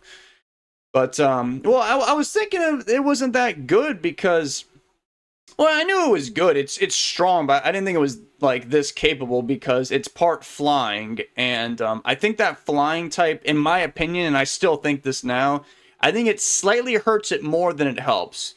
You gain access to the stab drill pick, but that's not really too good. I mean, your body slam is stronger anyway and has 30% chance of paralysis. But the drill pick, you know, it's handy. It's for, you know, Victory Bell, Venusaur, perhaps Venomoth, Tangela, something like that. Or, you know, you run into Homeboy that actually brought ZU tiered Parasect. You know, you can one-shot that. But the drill pick, I think it's the most useful literally against Haunter. It'll two-hit Haunter. Whereas somebody like Raticate could not have done that. Dodrio is also, by the way, base 100 speed, which, you know, as I mentioned many times, that's kind of where you want to be. It actually goes about even with Tentacruel. They can defeat one another. It's kind of a 50-50 shot. Although I would say, actually, now that I'm thinking about it, maybe Dodrio would have a higher percent chance because it has a chance of paralyzing them after the body slam. So I'm actually going to move it in front of Tentacruel. Who would have guessed? But I don't think it would beat Gyarados. No way. And I'm still going to put these guys ahead of them because they're much more reliable paralysis spreaders. And, you know, like Kadabra, kind of a glass cannon like Dodrio. But at least it can recover in the face of a Pokemon that is a special attacker. Dodrio has no, you know, way of recovering. It's very, very frail. But it is very good at what it does. I don't know if I said this already, but its attack is 110. That's pretty high. And it actually has one of the highest like combinations of attack and speed in the whole format, which is very good. Then you got, of course, the very sweet stab body slam. It has a very straightforward moveset. Agility, body slam, hyper beam, drill pick. Boom. You ain't got to think about that. That's all it's ever going to do, but it does a very good job at it. It's very simple to pilot. And oh, going back to what I said before, I didn't think it would be this high because when you're a flying type, you are now weak to two of the most common or two of the most important special attacks out there, being ice and electric, and there is a lot of Pokemon that have either Blizzard or Electrode. That's kind of what will I still think continue to hold back Dodrio. I don't think it's an insanely powerful Pokemon, but it does have a pretty good matchup spread. It's just that You know, it's just very, very specially weak, unfortunately, because of that flying type. But once again, that flying type allows it to defeat Haunter. You know, the other normal types can't really do that as reliably. Well, I mean, Kangaskhan has Earthquake, but Persian can't beat Haunter. I don't even want to talk about Raticate, you know. And you also still get hard walled by Golem, which is fairly common still. So I think it's a pretty good spot for Dodrio. And you know, obviously you having agility, it's kind of like these other people we've talked about, like Articuno, Moltres, or whatever. Some other people, they have agility, but yeah, I think it's more appropriate on Dodrio than these guys because I think it'll capitalize more from it because it has the stab, physical attack, Hyper Beam. You know, these guys, they have like Blizzard and Fire Blast, but it's not as a strong base attack move as Hyper Beam. And I would argue that normal is better offensive coverage as opposed to I don't know about ice, but it is better than fire. Ice is pretty good. Ice is kind of the reason why Dodrio's being kept in check right now from going and just running rampant. But I'll admit, I was sleeping on the Dodrio, but my eyes have been awakened after running those damage calcs. Up next, we have a Pokemon whose usage rate, at least for me, kind of surprised me. It was only 26%. But like a month or so ago, Slowbro was in fact OU. I mean, I've used it in my OU teams, and I've had some decent success with it. And what's interesting is I used it in my UU team, and it didn't really feel as strong as I thought it would be, considering, you know, it was an OU and I was doing decent there. So you would think logically going down to UU, you'd be a lot better, but not really the case. However, I still think it's I think it's S tier. I think it's the strongest Pokemon so far, but I don't think it's the strongest Pokemon in the whole format, to my surprise. I thought it would have been, but no. So usually kind of what you want to do, and the typical Slowbro thing is Thunderwave, Amnesia, Surf, Rest. Kind of straightforward. Sometimes these people use Psychic. I just prefer Surf. The idea is you just paralyze what's in front of you, set up, and then go for rest, and then you wake up, and then you just kind of kill everything.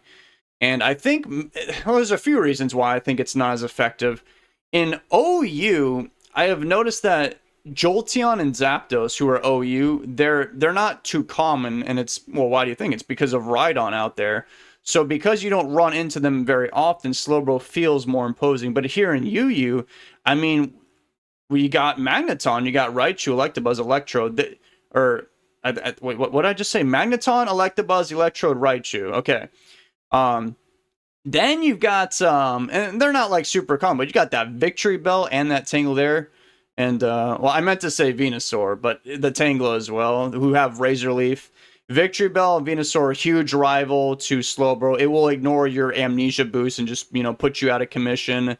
The electric types being naturally fast anyway, and having the Thunderbolt because they're fast, they have a bit of a higher crit rate too. That Thunderbolt will one-shot you, so that's not very good.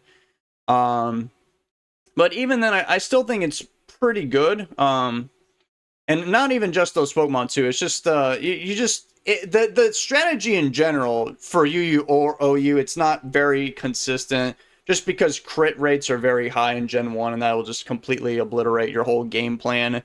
Which I think, to be fair, is fair. And I'm the one usually trying to pull it off. But the game would just be broken if you couldn't stop Slowbro like that. But, I mean, it still has some good strengths going for it. One strength that notably is that there's a million water types in UU. So you can send in Slowbro on one of these other 7 out here. 1, 2, 7. Yeah, there's 7 down there somewhere. And none of them can kill Slowbro. Even Gyarados and Lapras having Thunderbolt. If you have an Amnesia up already and you paralyze them, you won't be able to break through unless you get a crit or something.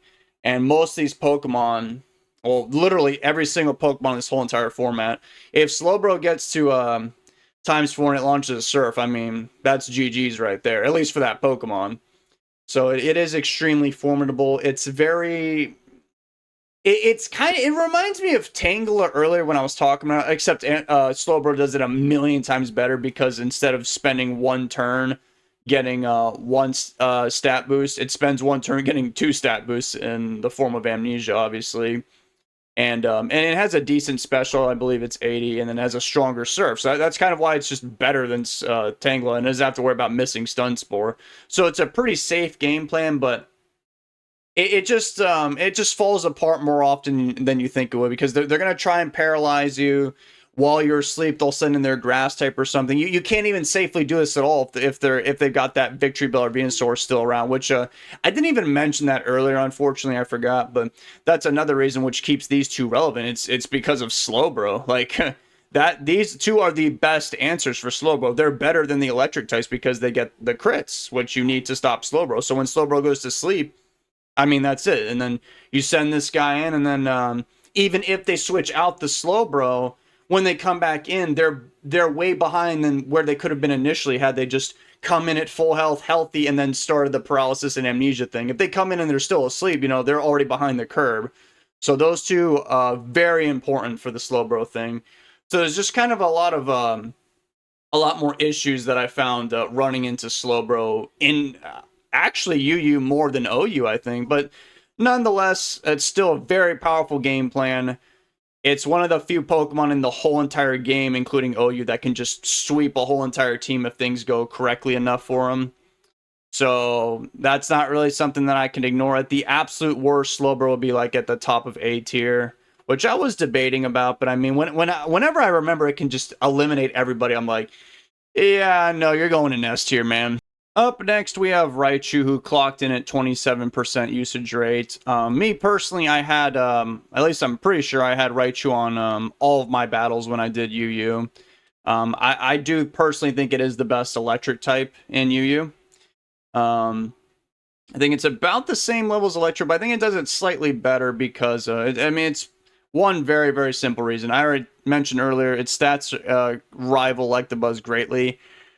But the fact that you have Surf makes it so that this Golem problem is no longer a problem. And it is a problem that needs to at least cross your mind, because as you can see, it's a pretty common Pokemon. You could very likely run into it.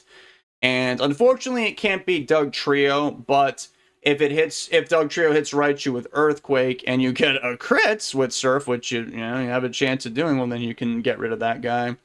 And just all around, Raichu just outputs consistent damage, as well as the other electric types. I mean, you're going to beat all the water types. You're going to beat Charizard, Moltres, Articuno, and Dodrio, the flying types. But yeah, it's kind of like what you need for your team, but I do think usually Raichu is just more consistent. It's literally just for Golem.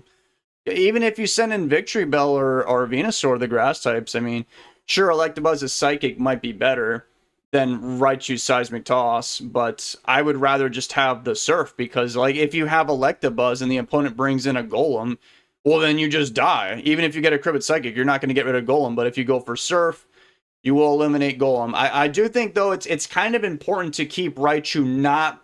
You can't allow this thing to get paralyzed until you've seen the whole entire enemy team, because if you get paralyzed and then you find out that they have a Golem, well, then, everything was for naught, Granted, all the other electric types would have met the same demise, because they wouldn't be able to do anything to Golem. They just get one shot anyway, but you get my point. So it's literally just Surf, just for Golem, and nothing else. And a little bit of Dugtrio as well. And then for niche picks such as Ninetales, Arcanine, Rapidash, I think that's everybody, though. Or Surf from Raichu will do slightly more than Thunderbolt, ever so slightly. And that's that. I don't think it's quite strong enough to be S tier, though, just because to be S tier, you gotta be a Pokemon that everybody, and I mean everybody's gonna be afraid of, like Slowbro. I mean, look at that face right there. That's the face of a monster. Golem is our first Pokemon to break 30% usage rate. Congratulations, Golem. I'm going to throw Golem at around, I'd say, the middle of the pack of A tier. I'm aware it's, according to its usage, you would think it's a bit higher, and I could see that. Golem, where it really is good at, is basically being a very good situational Pokemon for positioning. So if they have, like, If they have an electric type that isn't Raichu, of course. So, I mean, if the Raichu's paralyzed, you can eliminate them. But if they've got any other of the electric types, you know, a fire type or something, if they just have some, or Dodrio, that's a fairly common Pokemon, you can kind of just send in Golem and hard wall them.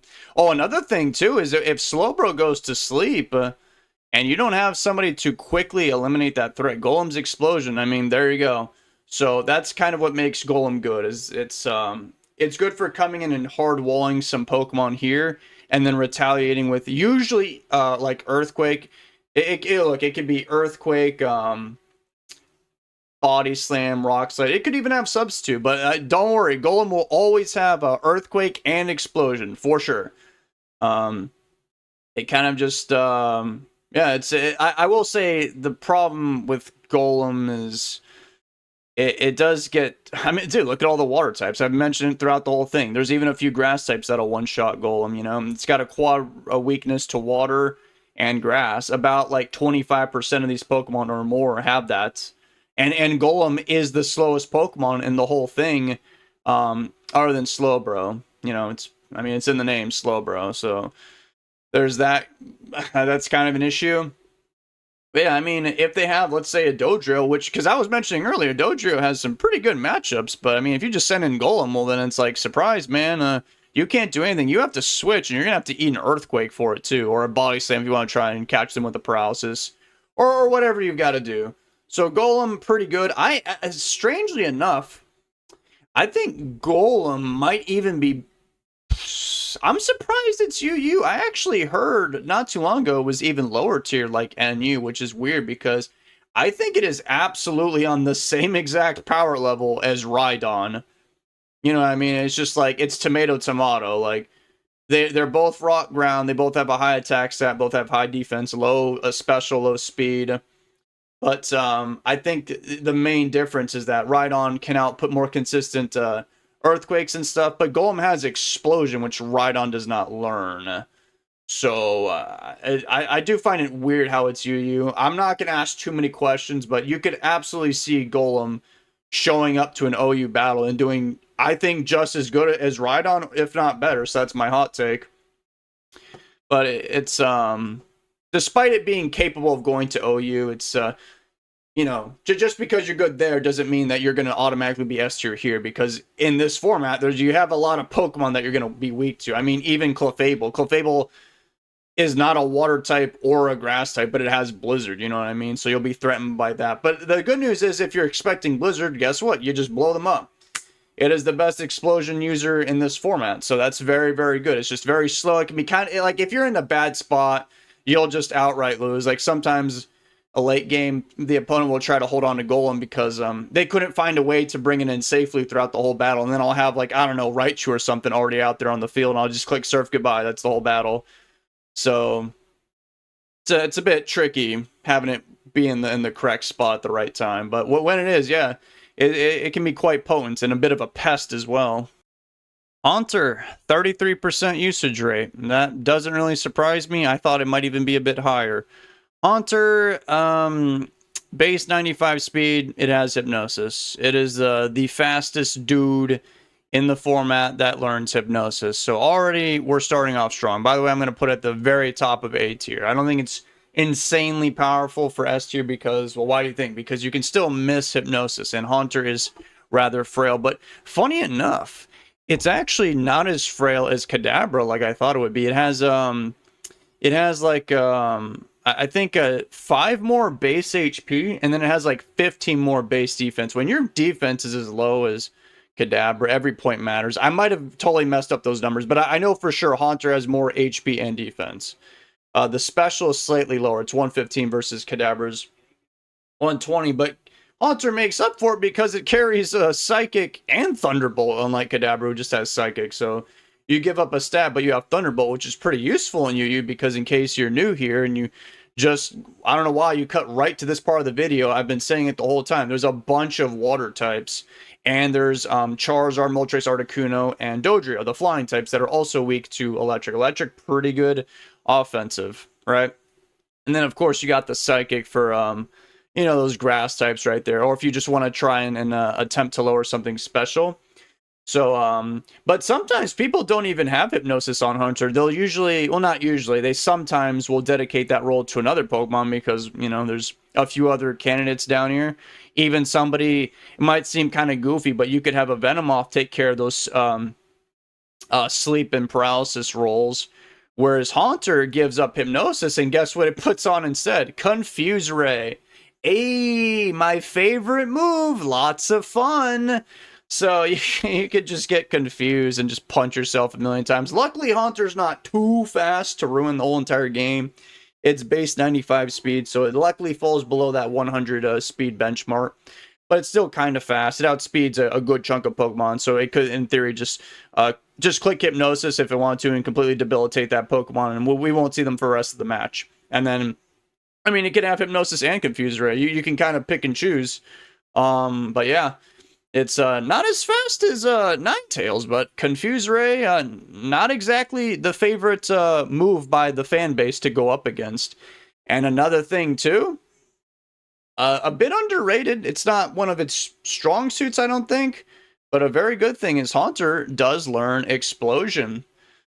So you can basically eliminate somebody and deny the opponent the turn if you want. You know, there's a whole bunch of things. Haunter is very flexible. The only reason why I'm not putting it higher is just because Hypnosis and Confuse Ray are usually good enough tilting moves where most of the times it is successful, but because, you know, you have a 40% chance of missing Hypnosis and there's a 50% chance they don't even, you know, punch themselves in the head after the Confuse Ray. Because of those chances, Haunter can sometimes feel a bit inconsistent. Also, another thing is I didn't realize this, but I was unwittingly using Kadabra in the beginning of my UU battles, and I was kind of stopping Haunter in its tracks. And then I realized, like, Haunter was pretty good because if I didn't have Kadabra, because Kadabra's ever so slightly faster than Haunter. If I didn't have Kadabra, Haunter would feel a lot worse. But I mean, it'll still live a Psychic and then click Hypnosis, and it can put Kadabra to sleep still. So even then, it's a bit of a nuisance.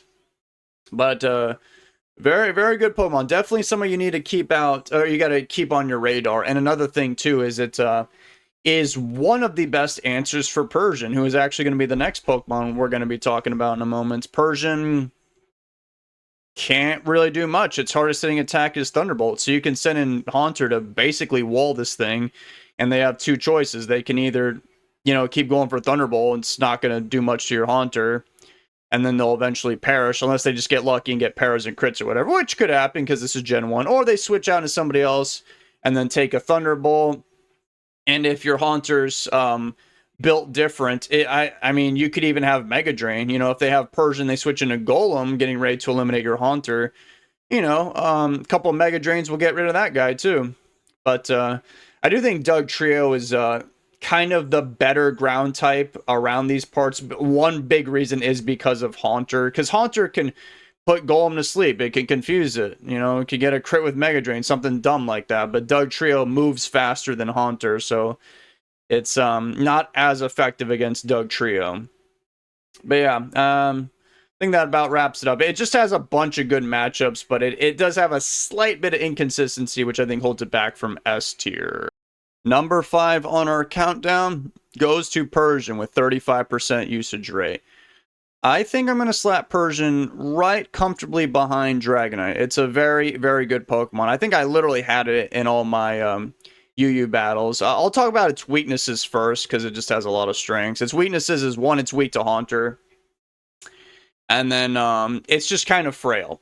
So because Gen 1 is a format where everything is spreading paralysis under the sun, it's not uncommon for your Persian to get paralyzed. If Persian gets paralyzed, it's kind of dead weight. I mean, it's one of its strengths, which I'm going to, you know, pivot into now, is this thing is like one of the, I would say, better, or I would actually go a step further and say one of the best late game sweepers. It's very simply just send it in, slash. You just kind of kill everything. And it has it's very frail, but it's good enough in the late game where it won't get one shot by anything. So if the enemy's team is just low enough on health, Persian, it's one of the fastest Pokemon. It's only outsped by Electrode, Dugtrio. I'll actually check that in a second. But yeah, I mean it's very simple. You just have you need to have Bubble Beam because of Golem, but even then, well, you could get a crit, I suppose, but Golem could just blow you up. Yeah, they're around the same level. Another good thing is Kadabra. Persian will 2-hit Kadabra. A Kadabra could literally paralyze Persian and then go for recover the next turn. If Persian breaks through the paralysis on that second turn, it'll just kill Kadabra. Like it just unless you've got a decent defense stat or like a lot of HP or something, you're probably gonna get 2 to 3 hit by Persian, and then it'll probably eliminate you first before you can eliminate them. But it is very frail, but it is a normal type, so that's good offensively and defensively, but it's just frail. If it gets paralyzed, it's just like, what am I doing here? You can't do any damage.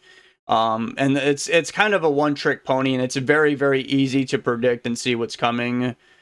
And I think the other Pokemon ahead of it, like Slowbro, all those guys, they can comfortably spread paralysis to even Kadabra.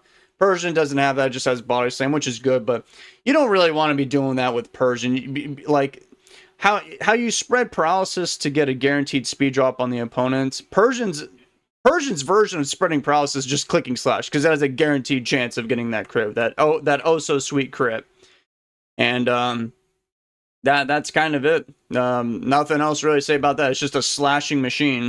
Yeah, I just checked. Persian has a base 115 speed, so it's literally one of the fastest Pokemon in the whole format. It is only slower than Electrode, Aerodactyl, and Dugtrio. Speaking of Dugtrio saw 36% usage. It was the 4th most used Pokemon, and it's very, very similar in terms of the role as Persian. It's kind of like a late game dude. It's very fast. It's faster than Persian, which is why I'm putting it slightly ahead of Persian, because I would trust my life more with Dugtrio than Persian.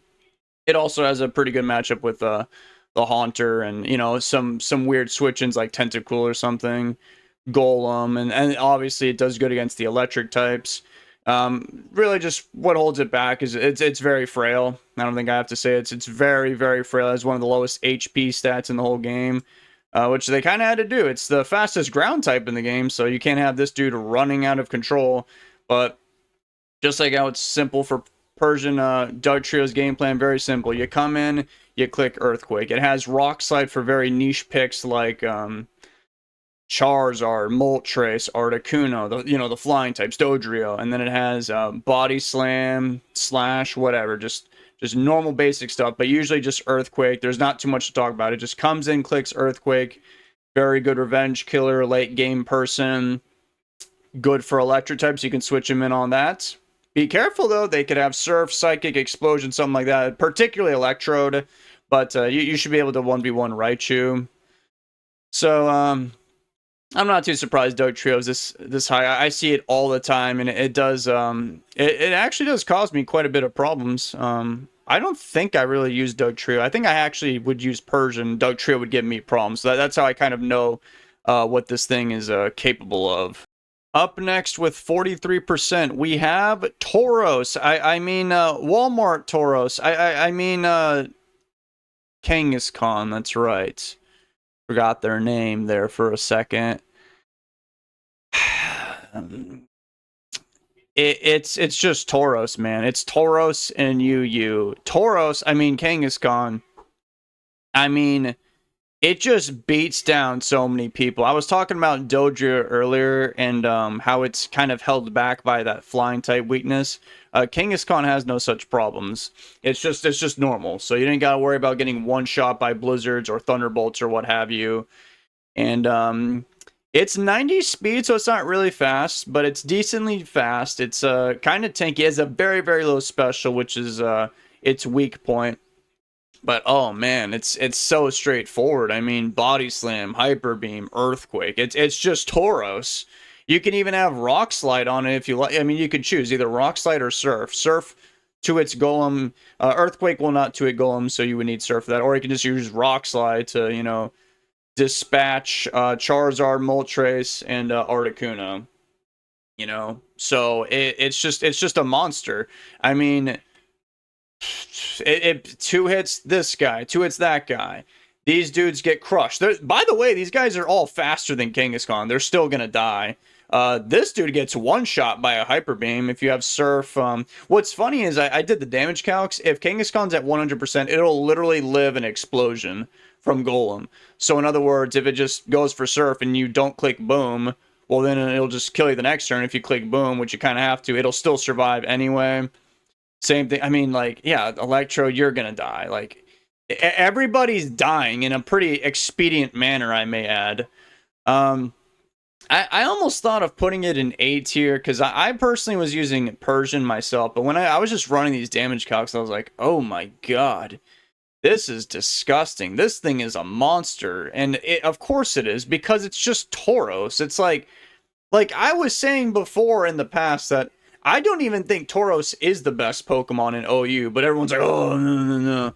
Tauros. It's like, oh, okay. Well, if you think Tauros is the best in OU, well, then you must think Kangaskhan's the best in UU because it's just Tauros. So, I don't think it's the best, but it's very, very, very strong.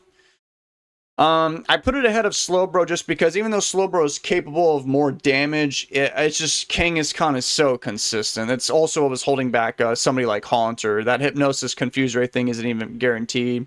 Crits can happen to Slowbro. Kangaskhan, it's very simple. You just go in and click Body Slam. It's just what Dodrio does, but, you know, you're not going to die in one turn.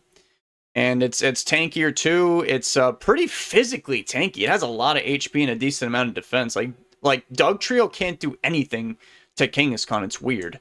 So that's Tauros for you.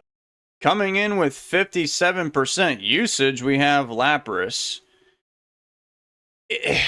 This thing just doesn't go down, man. Guys, I did the damage calcs just now.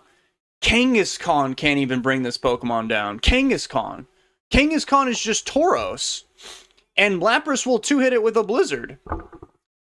Lapras also has Thunderbolt, which allows it to beat every single water type here. Oh, you're a fire type? Oh, you got a water type from Lapras, whether it be Surf or Hydro Pump, you're gonna die. Dodrio, you get one. You know, let's just go down the line. Haunter actually does do decent. But it's a 3-hit KO with the Thunderbolt, whereas Lapras, you know, got those Blizzards, and you might not want to be tanking them. You have to switch to somebody else and take the damage for it. You could get Frozen. That's always fun. Body Slam Paralysis. Surf for coverage. You're going to one-hit Dragonite. You're going to one-hit that guy. Persian's not going to do anything to you. Kadabra's decent, but you could go for Body Slam. Ooh! That's right. Oh, real quick, you one-hit Golem. Real quick, guys, I forgot. Lapras learns Confuse Ray. I mean, that just made my day. I love it when Lapras. I'm already struggling to bring down the giant monster and the Loch Ness monster, and then you just get it with a Confuse Ray. Sometimes people even have Sing on it. It's literally the reason why I believe Dewgong should just be NU. Dewgong's okay, but this monstrosity, man. It has... guys, this thing has 463 health. Raichu can't even two-hit it with Thunderbolt. Like, I don't know what else to say. Like, there's nobody that can really just bring this thing down, with the exception of, I already ran the damage calc, so the Razorleaf brothers over here, they can do it. But they're not very popular to begin with, you know? And, yeah, they're revolving around Lapras. Lapras isn't revolving around them. Everybody's here to kind of try and bring down some of these monsters, like these ones in S tier, and Lapras is one of them. Lapras, I mean, it's literally weak to electric, and the electric types cannot bring it down that easily. So, you know, I was talking about Gyarados earlier. Well, guess what? Lapras will literally 1v1 Gyarados, and it has access to Blizzard, which is very, very strong, and it's way tankier than Gyarados as well. And it doesn't have a 4x weakness like Gyarados. And that blasted, disgusting Confuse Ray. So, to summarize, it has a very good move pool, you know, a water attack, an ice attack, Thunderbolt, and then Body Slam. And then you can choose whatever moves you want to make people mad with. Usually people choose Confuse Ray, which I think you should do that instead of Sing, because you're better off allocating that to Parasect if you really want to put somebody to sleep. You're better off getting as much as you can out of Lapras and getting somebody else to go do their dirty work. You want to have you want to make it so this thing is indestructible. So I would recommend probably 2 attacks or 3 attacks and rest, or 2 attacks, Confuse Ray and rest, something like that. You can't really go wrong with this Pokemon. It's just so strong, and it's not like unbeatable, but usually what has to happen is it's like a collective effort to bring this Pokemon down. Or you just get like lucky and paralyzed and it just doesn't move for the rest of the battle or something like that. But the point is that this thing just brings a lot of pressure and you can't just really ignore it. Like even somebody like Dugtrio, who's fast in the late game, well, a lot of Pokemon can just 1 to 2 hit this thing. That doesn't really happen with Lapras. It's very hard to bring down, and like I keep saying, it has rest. So yeah, it can freeze you, paralyze you, confuse you, go for rest in the meantime when you were already struggling to bring it down. It's a lot of pain. I actually should have been using Lapras. I don't know what I was thinking. I was surprised. Like, I saw Lapras a lot, and I was like, oh, this is a pretty good Pokemon. But luckily, I just had enough damage output to bring it down. But looking back, I definitely should have had Lapras from the very start. It's the best water type. You could argue maybe Slowbro.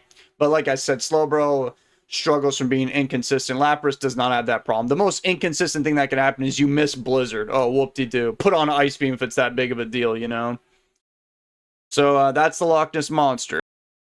Oh man, oh man, oh man! It's finally come down to this. We're gonna talk about Hypno, and I'm chuckling a little bit because I just got done running some damage calcs, and guys, I swear to God, I couldn't believe it. So first of all, that's where Hypno's gonna go. Second of all, I oh my God. You have to trust me. I don't want to pull it up because I don't want to scare you guys, you know, like, you don't want to stare into the face of absolute evil as I just did. Kangaskhan, right. I'm gonna make this so insanely clear for you. So Hypno, right? Let's look at Kadabra. Kadabra, I would say pretty good Pokemon. You know, it's fast. It's got pretty good special. It's just a bit frail and stuff like that. But it's, you know, Thunder Wave, support, psychic, yada yada yada. Kangaskhan one-shots Kadabra with Hyper Beam, right? So I was like, remember I was talking about earlier about Kadabra? I'm like, oh, you could have Reflect on it, so you're kind of a tank. Well, I did the damage calcs, and after Kadabra has a Reflect up, the Hyper Beam does, from Kangaskhan, does about like 52 to 62, give or take. I did it for Hypno, and without a Reflect, right? A Hyper Beam from Kangaskhan, no Reflect on Hypno, it does the same damage. So what I'm trying to say is Hypno is just Kadabra walking around with a eternal Reflect up that it doesn't have to spend a turn getting up. Another thing that inhibits Kadabra is if you want to have Reflect, well, Persian doesn't care about that. It just goes for Slash and, you know, bypasses the Reflect. You're not bypassing Hypno's Reflect because it's just built into his DNA. Another thing, too, is Kadabra's special is, it's a little bit more than Hypno. It's 5 higher. But once again, guys, I did the damage calcs. So I decided to use Moltres because it has the highest special, you know. And I went for a Fire Blast on Kadabra. Most situations, it'll 2-hit it, right? It'll do, you know, 40, maybe a little bit more than 50, right? Hypno does not get 2-hit. So Hypno is, in fact, far more physically and specially tanky than Kadabra, despite having a slightly lower special stat than Kadabra. And that's because Hypno just has way more HP. So already right off the bat, it's a very strong Pokemon. It's just much tankier Kadabra, basically. Now, on top of that, if you look at its moves, you'll find it that it's very eerily similar to Kadabra. It has Psychic, it has Thunder Wave, it can use Seismic Toss if it wants, right? Now, a drawback, if you want to call it that, is Hypno does not learn Recover. However, if, let's say, Kadabra gets paralyzed, your recovers aren't going to save you, pal. So you could have rest on Kadabra, but Kadabra's so frail that you're done anyway. Hypno has rest, which usually people don't use it, but I did use it. And Hypno, very difficult to remove, so you can have Psychic, Thunder Wave, Seismic Toss, Rest. And of course, obviously, just by looking at that Pokemon, you already know what that other move it can learn is. It's kind of the Pokemon that this move sort of revolves around. It is ubiquitous with this move. It's Hypnosis. I mean, look at it. Look at it. Like that's this whole Pokemon's thing. So it can in fact also be the sleep inducer if it wants to. You can do whatever you want. It has both sleep and thunder. It's basically like a Venomoth just like that, just broke out of Area 51. The sleep powder, 75% accuracy, so your hypnosis is 60, so it's a little bit less accurate, but you make up for it by having the Thunder Wave, which is 100% accurate. Remember how Venomoth doesn't do any damage with its Psychic? Not for Hypno. Hypno is one of the strongest special attackers in the game. Oh! Remember, like, Lapras, how that thing was hard to bring down? Oh, Hypno can just paralyze that thing, go for some special drops, Psychics, and gets perhaps a special drop there. And I guess Lapras could theoretically paralyze Hypno or something, but you get the guaranteed paralysis on it. So even though Hypno is slower, who cares if you're just going to paralyze everything? You know what I mean? With the exception of Dugtrio and Golem, I guess, who don't even do very good against Hypno either. Hypno can destroy those two as well. So, I mean, Golem would have to click the self-destruct button right there. It's, guys, you have to believe me. I didn't want it to be Hypno. It had 60% usage. I saw it being the most used one, and I thought in my mind before I even started doing this tier list, I was like, I think it's Hypno, but nah, it won't be Hypno. And then I saw it, I was like, oh, it's the most used one, but maybe people just don't know how to play, or they're just moi is stupido or something. They're not very intelligent. No, they know what they're doing. You want to use Hypno, and whether you like it or not, let's say you don't use Hypno, because most of my battles I didn't have a Hypno, it doesn't matter, because you're going to fight a Hypno, so you're going to need some kind of answer. Persian can't even 2-hit Hypno. Like, you being a Psychic type, you're supposed to be, like, easier to bring down in some regards, but even Persian, whose whole thing is just clicking slash, it won't do it. So Hypno can paralyze you, go for Psychic, perhaps get a crit, and or special, and then if that happens, it'll take you out the next turn, or whatever. So, basically, it is the best Pokemon that can defeat most of the cast. The only ways you really reliably defeat Hypno is you put it to sleep, which usually if the opponent is using a Hypno, they're probably not going to allow that guy to go to sleep. You put it to sleep. I mean, you can paralyze it, but if it's got rest, that's just a problem for that. You're just kicking the can down the road. Kadabra, I mean, I've used it against Hypno. It's kind of hard to deal with. Haunter, good luck. If you're a special attacker, good luck. If you're a physical attacker, good luck. I guess one good thing, I mean, you could just get put to sleep, so it's, this whole plan is obsolete, but you could actually use maybe not slow, bro, because if you have Seismic Toss, oh, yeah, that's right, yeah, forget that plan, yeah, I'm just looking up and down this list. There's nobody that can reliably defeat Hypno. You have to collectively gang up on Hypno, or you just got to get lucky. You got to put it to sleep, get some crits, freeze it. I don't know, but that game plan obviously applies to every other Pokemon in the whole game. So Hypno is just kind of it's tied with normal, give or take, for being the best offensive and one of the best defensive, because there's no bug types running around. I don't see Beedrill anywhere, so you have no super effective attacks against the guy. Granted, normal's the same way. There's no fighting type Pokemon out here. And you got a lot of just special defense, and even oddly physically defensive, which is just weird. And then you spread paralysis, use Psychic, rest, seismic. Oh my god, it's so much pain and agony.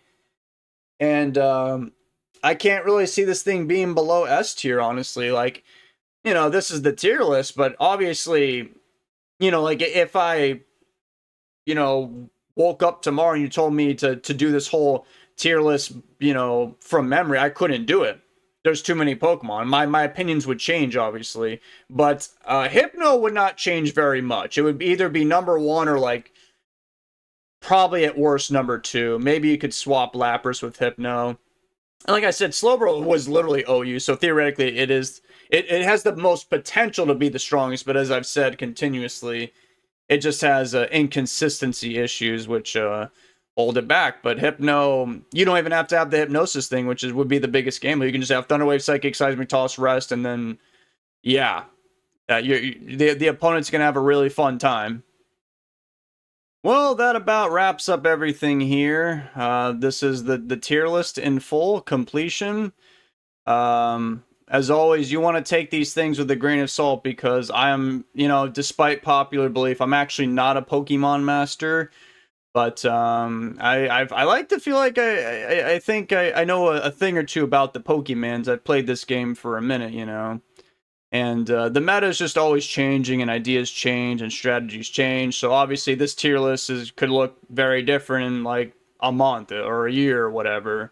But I decided to do it because somebody in my Discord, they were a bit bummed out because they were wondering, well, where's the Gen 1 UU viability ranking video? Because I did something like that for Gen 3 UU, and I didn't do it. So I was like, well, I guess I'll do a tier list. Because I did a tier list for Gen 1 random battles, and that was probably my most popular video that I've made on this channel. So, hopefully you guys enjoy this. My prediction is I don't think it'll be as popular as the random battles because you use a very, like, you know, teeny tiny little niche, and it was just in the Ruins of Alph spotlights, or Elite spotlights, you know. But I'm pretty feel pretty good about this tier list. I don't think I had any crazy takes. Comment down below who you think is the best Pokemon. I mean, if you think it's like one of these four, and I don't really think I'm going crazy. I mean, I literally did put them within the same tier. I think I would only sound crazy to you if you think it's any Pokemon below S tier. You know, that's kind of the point of a tier list. But yes, this is ranked to the best of my ability, so I do think it is Hypno. Unfortunately, guys, you have to believe me. I didn't want it to be them. I tried to lie to myself in my head and be like, oh, no, there's no way. He has to have a weakness. No. It didn't happen. Hypno had no weaknesses, unfortunately. Very, very sad. Very bummed out about that. I honestly think Hypno, maybe even Lapras and Slowbro. Not Kangaskhan, though. Kangaskhan is strictly outclassed by Tauros. I literally think Hypno and Lapras have a shot at OU. They'd probably be a bit weaker, but I mean, Hypno's greatest contemporary would be Alakazam, which it's kind of just like Kadabra. Hypno would still be a tankier on the physical defensive side, but I think Alakazam might have a better shot at the special side. Not really sure. But that's kind of the end of the rant. Hope you guys enjoyed this video. Comment down below. Join the Discord if you like. You know, people, we have a suggestions tab in my Discord. My Discord is very small. We got like 100 people at the time of this recording, and people like to suggest ideas every now and then. So, you know, I look at them, and sometimes I look out for the people. Other times I run away like a coward. But today I was the generous person, and I made you this video just for, you know, the 20 people out there on planet Earth playing Generation 1 UU. I was looking out for you. I was one of the 20. So all 19 of you other people. Okay? So that about wraps everything up. I hope you guys have a wonderful day. If you guys want to see other tier lists, like other generations, like probably Gen 3, I'm expecting some people want me to do that. Whatever. If you guys like the tier list, I'll keep doing them. Okay? Until next time. Stay away from Hypno.